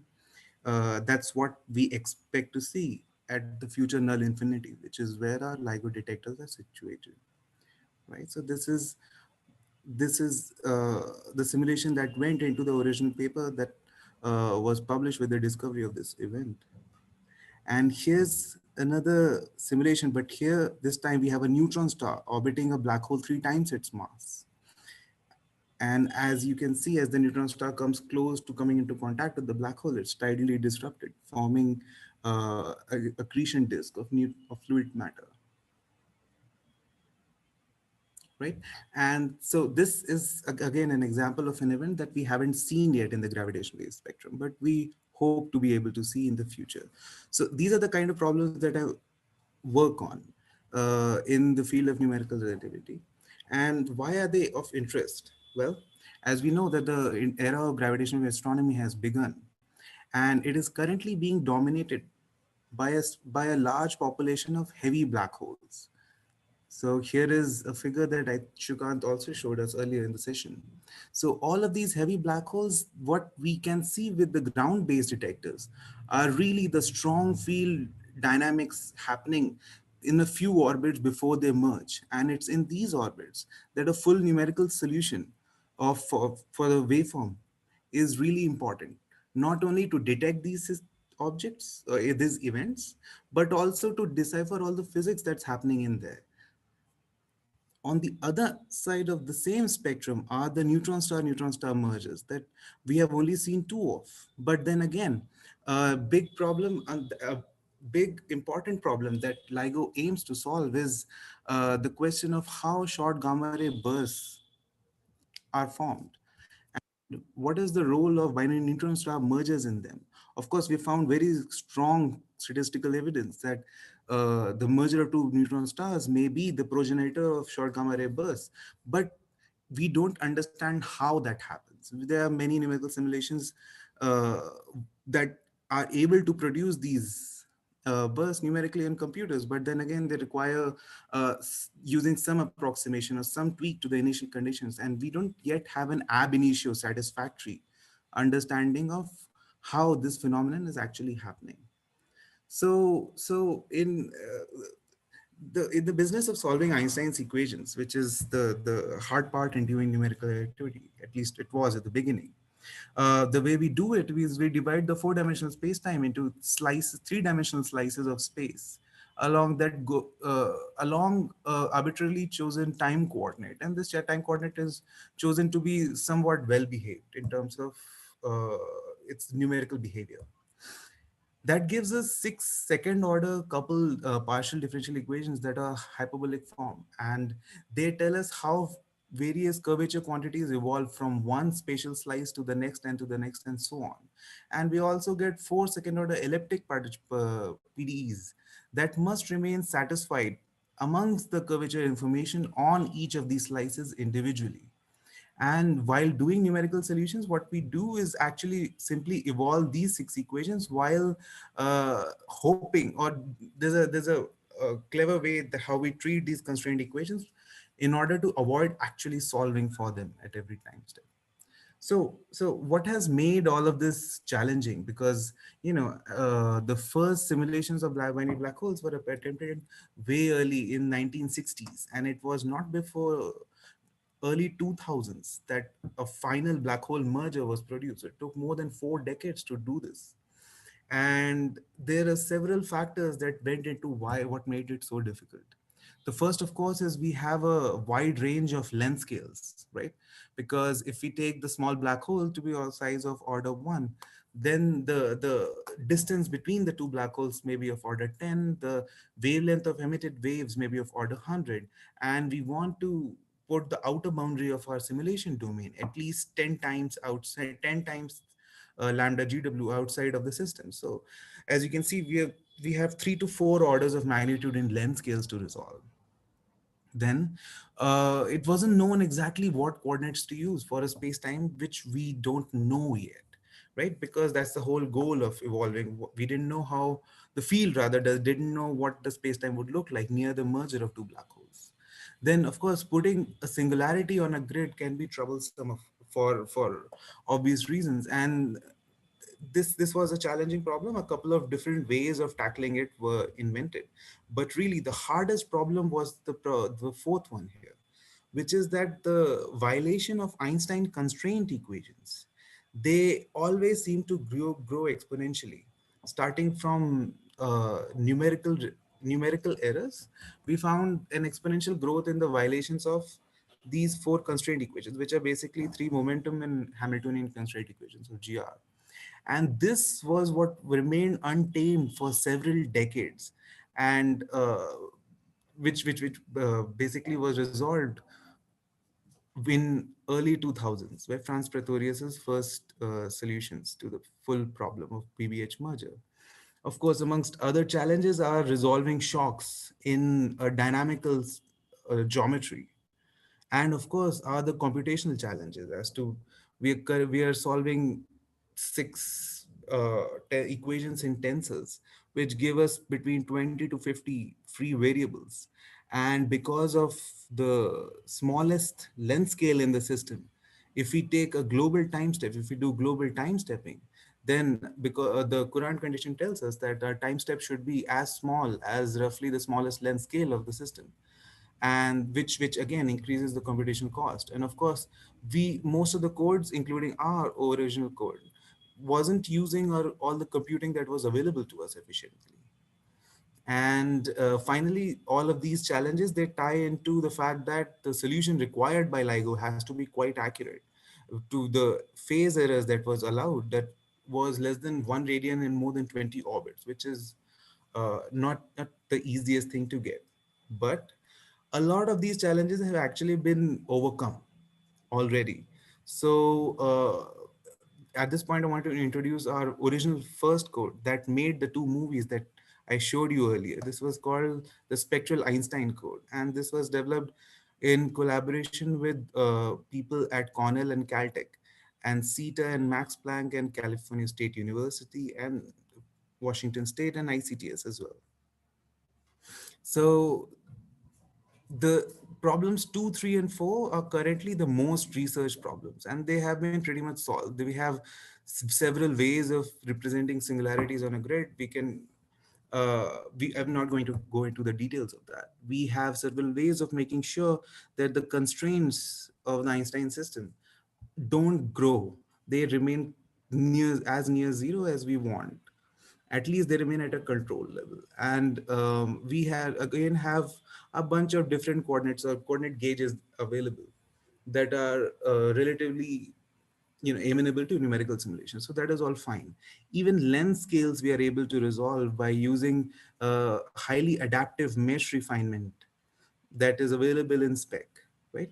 But the problem of resolving different time scales brought in by the presence of different length scales is not very well resolved, and it is a bottleneck in our simulations. In fact, Shukanto pointed out, if we have a very high mass ratio system, the smaller black hole becomes much smaller, say 100 times smaller than the bigger black hole.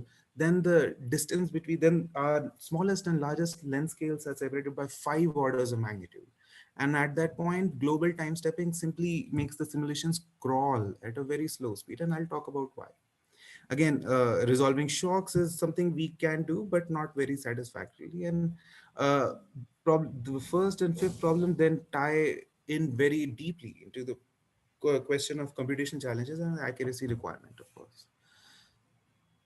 So what do we do, right? All the physics part of the physics problems have been somewhat solved. So we went back to the drawing board and we took stock of what was all wrong with spec. And we did a thorough literature survey of what all is being done in different fields of fluid dynamics, for instance, MHD, for example, and different computing schemes that have been used over the development of cloud computing in the past 5 to 10 years and so on. And we found that the combination of 3 key things can together alleviate all of these problems here. So the first thing that we need is a better discretization scheme, right? The way we discretize the semi-discrete form of our evolution equations, we want the scheme to be local at high order, right? We want that it can handle discontinuities, it can handle shocks well, without requiring too many extra grid points or without destroying the accuracy of the solution. And we also want our scheme to be amenable to inhomogeneous grid. So for example, here I'm showing the typical grid that we use around a 2 black hole system. And you can see the inhomogeneity of the grid. The grid is much more dense near the smaller black hole and in between the 2 black holes than as compared to the outer wave zone, where not much exciting is really happening there, except for the wave propagation, right? Then a major shortcoming of the current computing NR cores that we have is the parallelization scheme that have been used, and the current schemes simply do not scale, right? It's common knowledge that Moore's law is broken. We're not getting faster and faster computers anymore. What we are getting, however, is bigger and bigger clusters of many cores thrown into it, maybe 100 cores, 1,000 cores, as many cores as you want. But the computing speed of each core is not growing. So we want to be able to parallelize our calculations in a way that can actually make use of that fact efficiently. And the third pre-ingredient is the use of local time stepping. This will allow us to evolve the evolution equations of the Einstein system, of the hydrodynamic systems, maybe the MHD system, according to the local requirement of the length scales of the problem. So wherever the length scales are small, we need to take small time steps, yes. But where the length scales are clearly very large, why should we continue to take the same small time steps? And local time stepping is a technique that allows us to not do that. So I'll be talking about each of these three things in order. So let's think about discretization first, right? So the oldest form of discretization methods is the finite difference method, where you say a solution and it's represented by its value at a few collocation points, and the domain is itself the set of these points. Now, the solution again can be thought of as being represented locally by a polynomial uh, interpolator. And if you want to construct, say, the derivatives of your solution field at this point, you need to take information from the neighboring points. And as you want to take a higher order derivative, not the second derivative, but the fourth order first derivative, then you need to involve information from more and more points on either side of your current point, which means that while the scheme is local at low order, as you increase from second, third, fourth to sixth, seventh, or eighth order, it doesn't remain local anymore, right? It can handle discontinuities, but it does so at the cost of reducing accuracy quite a bit, or requiring a very high density of the grid. Again, the finite difference methods can't handle inhomogeneous grids very well, because of some problems that arise when trying to compute derivatives at the uh, at at the interfaces between different elements in your grid. So if this is your inhomogeneous grid, along the boundaries of these elements from going one to the other, the finite difference formulae become quite large very fast, right? So the next popular method in the field is to use spectral methods. Now, in spectral methods, solution is expanded on a local basis. Now, the domain is no longer a set of points. Domain is a set of connected non-overlapping intervals. And here I'm showing the first and second basis functions, which in each of these elements. So of course, that is the constant and a straight line function, right? And any given solution can be expressed as the sum of those two basis functions. Of course, you can take the expansion to higher and higher order by taking the next order basis function and the next and the next and so on. And in fact, this is the method that is currently being used by the spec code, and we typically use between 10 to 12 basis elements in each of the subdomains of our full domain, right? The problem, of course, with this solutions discretization scheme is that it requires exact or strict continuity of the solution field across all the domain boundaries, right? So it's not able to handle discontinuities at all. And in fact, if discontinuities form, it destroys the solution globally. So for example, when we were doing simulations of the neutron star being ripped apart by the black hole, we actually had two different grids. The space-time was evolved on a spectral grid, while the matter equations were being solved on a finite volume grid. And they would communicate with each other at every time step, finite difference grid actually. And they would communicate with each other at every time step, making our GRMHT simulations very, very slow, right? So spec, while it has locality at low order, locality at high order, it can handle inhomogeneous grid. It really can't handle discontinuities, right? And another important thing of spectral methods is that your derivatives come for free. All your spatial derivatives are free and exact. There is no numerical error because your solution is expanded in set of basis functions. So your derivative operator only acts on the basis functions. Okay, then another discretization scheme that is common in certain fields is that of finite volume methods. So there the solution is represented by cell averages. So here again is the domain in one dimension. These are the elements in the domain, and the solution, the true solution is represented by the cell average in each cell. Right? So the transfer of information here requires the prescribing a numerical flux.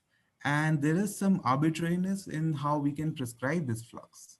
And that allows for discontinuities to be handled well. Right? So if a shock, say, instance, for example, forms in the central domain here, one can construct the fluxes from this domain to the left and the right in a way that these domains do not feel the Gibbs oscillations resulting from the presence of a shock in this domain. But just like the finite difference schemes, finite volume methods also require a wide stencil when taking derivatives. There's no basis expansion in each element. So every time you want to take a derivative of the solution at any point, you need to involve the cells, the neighboring cells. And as the order of the derivative grows, you need to involve more and more of the neighboring cells. So this scheme is again not suited for our purposes because it's no longer local at high order of accuracy. So we turn finally to this a type of finite element method called discontinuous Galerkin method, which is different from usual finite element methods, because finite element methods are again similar to spectral methods. You have domains, you have spectral expansion of the solution. But usual finite element methods, they again require strict continuity of the solution across domains, but not DG. DG allows for arbitrary fluxes to be provided across element boundaries. So in this sense, DG takes the best of both worlds. It takes the best of the spectral approximation and the finite volume methods, right? And because the solution is again expanded locally in each element, you have high accuracy in all. You can have as high accuracy as you want in the smooth regions, while you can reduce the order in regions that are developing shocks, and the neighbors will not feel the effect of it. So it's local at all orders, can handle discontinuities, and it is quite amenable to using inhomogeneous grids, just like finite volume methods, right? So the second key thing that we took is local time stepping. So as I'm sure that the audience here knows that the introduction of a large range of length scales is quite common in numerical relativity. And in such inhomogeneous situations, we end up wasting a lot of computing time by taking global time steps. So this is, for example, the full simulation domain for a binary black hole system. The binary black holes are right there in the center. It's very hard to even see them. Most of the domain outside is empty and not much is happening there. And still, the size of the time step everywhere is being governed by the size of the horizon oscillations on the smaller black hole right in there, right? So in order to alleviate that, we adopt local time stepping, which allows us to take small steps in the neighborhood of the smaller black hole, right? And rather steps of as much size as you want in a local region while not imposing the CFL condition globally. And whatever information is say needed from the neighboring elements while taking these small steps is obtained by extrapolating the solution say in this element from the past a little bit into the future.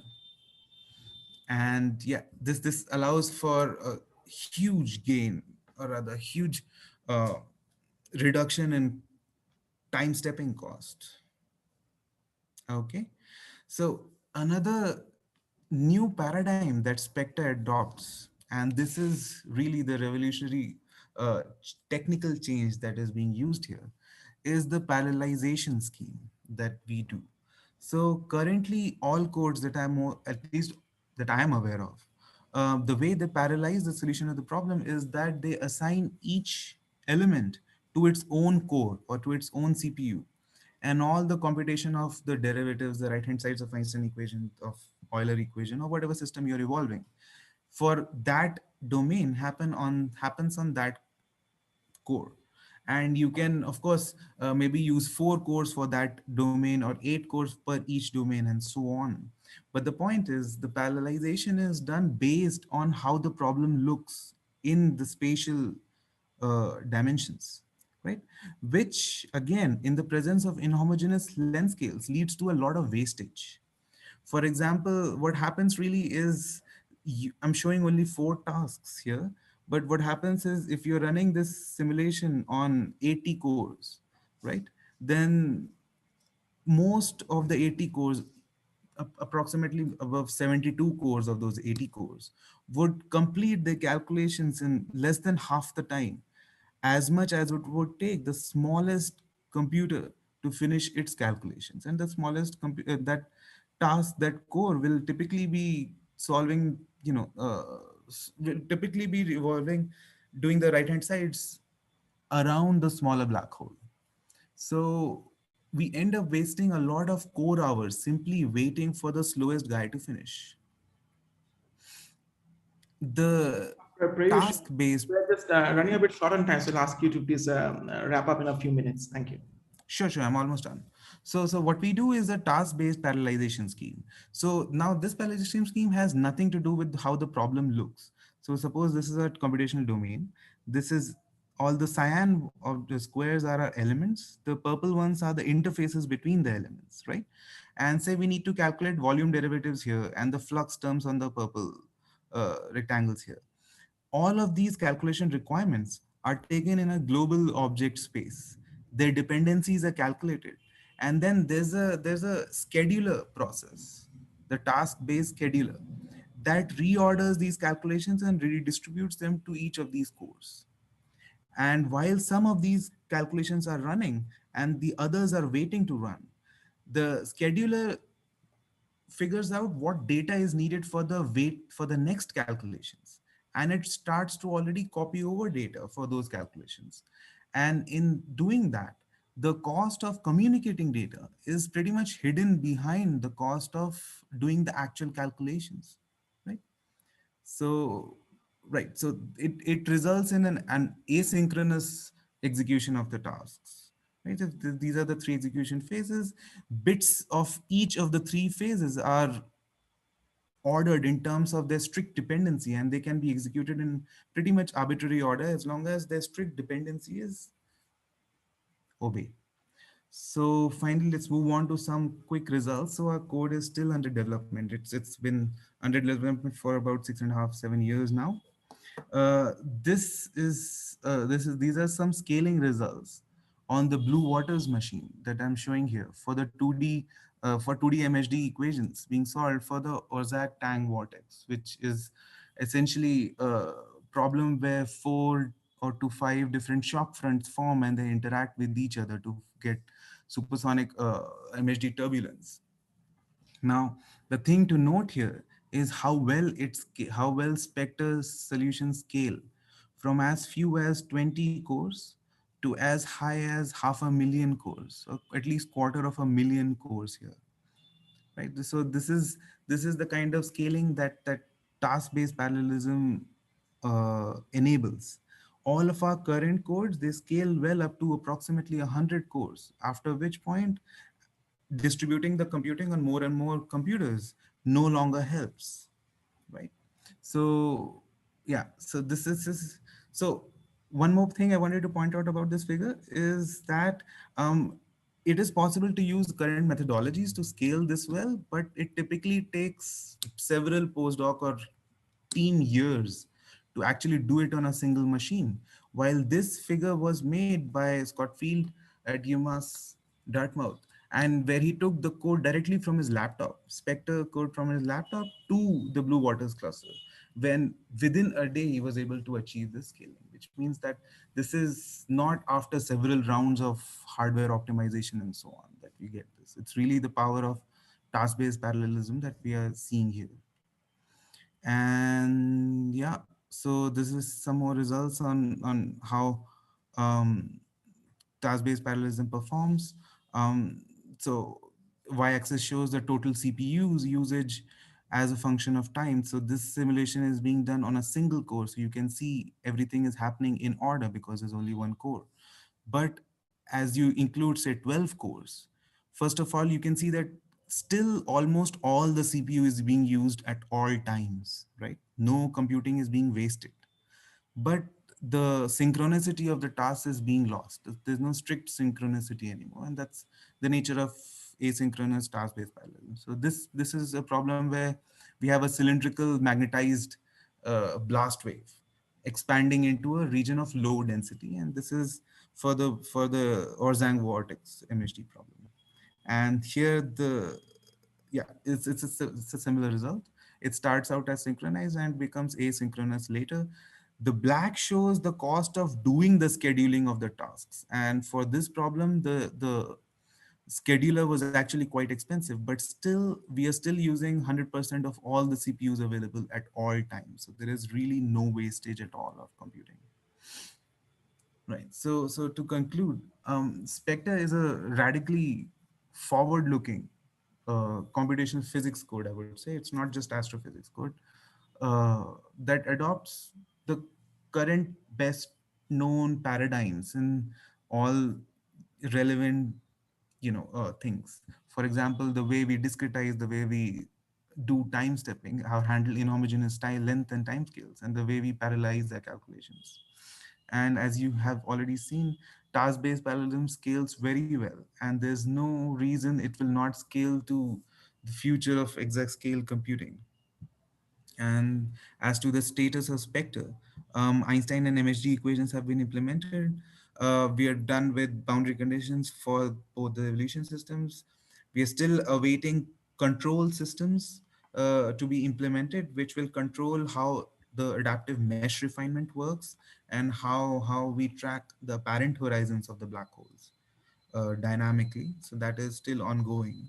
And I also wanted to highlight that Spectre is completely open source. It's on GitHub and anyone can use it, contribute to it, and we welcome that. So with that, I will conclude.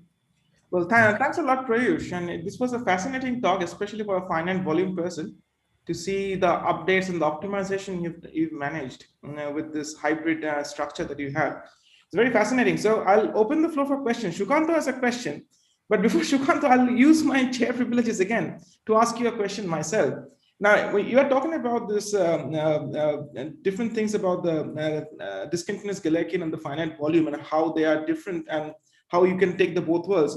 But also in finite volume, we go up to higher order accuracies by using higher reconstruction methods, and that gives you, a way of the solution between these two edges. So in discontinuous Galerkin, do you also need to do that? My first question. And the second question is in the DG method as well, do you still need to have a Riemann problem at the edges? Yes, yeah. To answer the second question first, yes, we do have a Riemann problem. We still need, and in fact, we are currently borrowing most of the fluxes that people in the finite volume community uses. And for this first question, we don't need to reconstruct for higher derivatives because we are expanding the solution on a local basis in each element. And typically third to fourth order. We take 3 to maybe even 5 basis elements in this expansion. And we find that if we keep the elements small enough, that much is using that many basis functions per element is good enough. So I think I had a result plot here. So here's, for example, the L1 error in one of the evolved fields, right? As a function of the number of polynomials we use in each element in our domain. And in yeah, VGA, you your can expect. act of decomposition is same as a reconstruction in some sense. Yeah.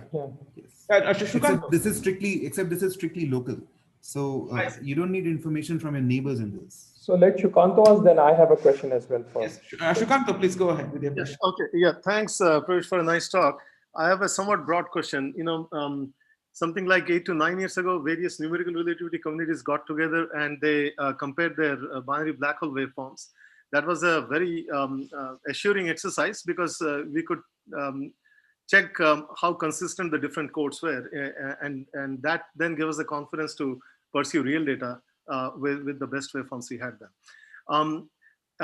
Binary neutron star waveforms have also somewhat benefited with this kind of comparison.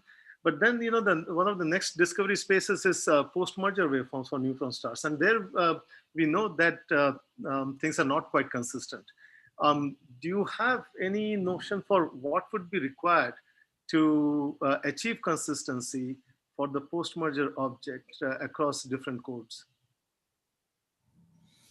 So the answer is in resolution. We don't resolve the post-merger if it simply doesn't collapse to a black hole. We don't resolve the post-merger dynamics very well if there's an accretion disk, for example. And we lose energy and momentum for that. And that's responsible for a lot of the inaccuracies. And that's, again, got to do with the fact that to resolve the disk, you need to resolve a much smaller length scale than other parts of your domain. And already the cost of evolving MHD in full GR is so high. Doing that makes the simulations very slow, or rather sometimes even not possible. We become communication dominated very quickly, very fast. And that again has to do with the use of MPI. So task-based parallelism, I think, will go a long way into allowing us to use as much resolution as we need locally around those accretion disks. And yeah, currently we are limited by the technical frameworks that were developed over the last 2 decades. Computers have evolved, our frameworks have not. We have done improvements, yes, but not orders of magnitude of improvement that are really genuinely scalable. We have available at 10,000 cores, but that doesn't mean any BNS simulation can go to that level. In fact, right now, the most a BNS simulation scales to is with spec is 90 to 110 cores. That's it. So having so much more computing available does not make the problem easier anymore, which also translates to the amount of human time that elapses per simulation, right? And you are well aware of that it easily takes between 3 to 4 months for one simulation. And if you wanted to double the resolution with global time stepping, then we are quickly looking at 6 months to maybe a year, and that's outside the realm of our patience. So really, it's how we are wasting computing at this time needs to change, which is what we are trying to do with Spectre. And that's the problem you point out is one of the primary problems for designing Spectre to begin with. That and very high mass ratio binary black holes. Well, maybe we can move to Bhargav for the next question, please. Bhargav. Yeah, Pravyush, a very, very nice talk. I just have one question. See, naively, if you take a spherical geometry into any computation, you are actually marred by the singularity that exists at theta equal to 0. Of course, there are several techniques to get out of it. I would like to understand what your code uses in order to get rid of the singularity, because for you, I think it is extremely crucial to have no singularity when you are learning about binary merger or something like that. So how do you do this? Correct. So that's an excellent question, and purposely glossed over that technical point. Sorry to bother you for that. No, absolutely. What we do is we excise out the singularity. So what we do is we have control systems that every time step make sure that we find the exact apparent horizon of both black holes. Exactly. And then we regrid the whole domain. Our adaptive mesh readapts at every time step, sort of to extend the domain only just inside the apparent horizon. So here, for example, here, for example, is the innermost sphere of our domain for the bigger black hole and for the smaller black hole. And this means that the two apparent horizons lie just outside this sphere. I see. So essentially, we are excising away the singularity. The other way in finite difference codes that people use is to simply avoid the singularity landing on the domain. It's called the puncture method, where you treat it as a puncture on your domain. It has its own pros and cons, but on a spectral grid, which spec uses and spectre will also use, it will still use spectral decomposition within each element. You can't, as you rightly pointed out, you can't have any contact with the singularity. Otherwise, you'll have to redo the whole expansion again. Exactly. And choosing this method doesn't affect your parallelization very much. Am I right? It affects. So this is the perfect slide to answer this question. So for example, this task here is what it is doing is finding the horizon for the smaller black hole. I see, got it. Yeah. So we have to find the horizon at every time step, and that's what's slow. Yeah. Got it. So again, just redistributing it using task-based parallelism means that as soon as you're done solving equations everywhere else, all your hundreds of cores will start solving for the apparent horizon finder here. Good. They will not be waiting for one single computer to finish this task. They will all chip in. Yeah. Well, let me interject here, and maybe we stop the discussion. So it's already late, so I don't think we have time for a discussion, but I'll just take this opportunity to thank all the speakers for this wonderful series of talks in this session.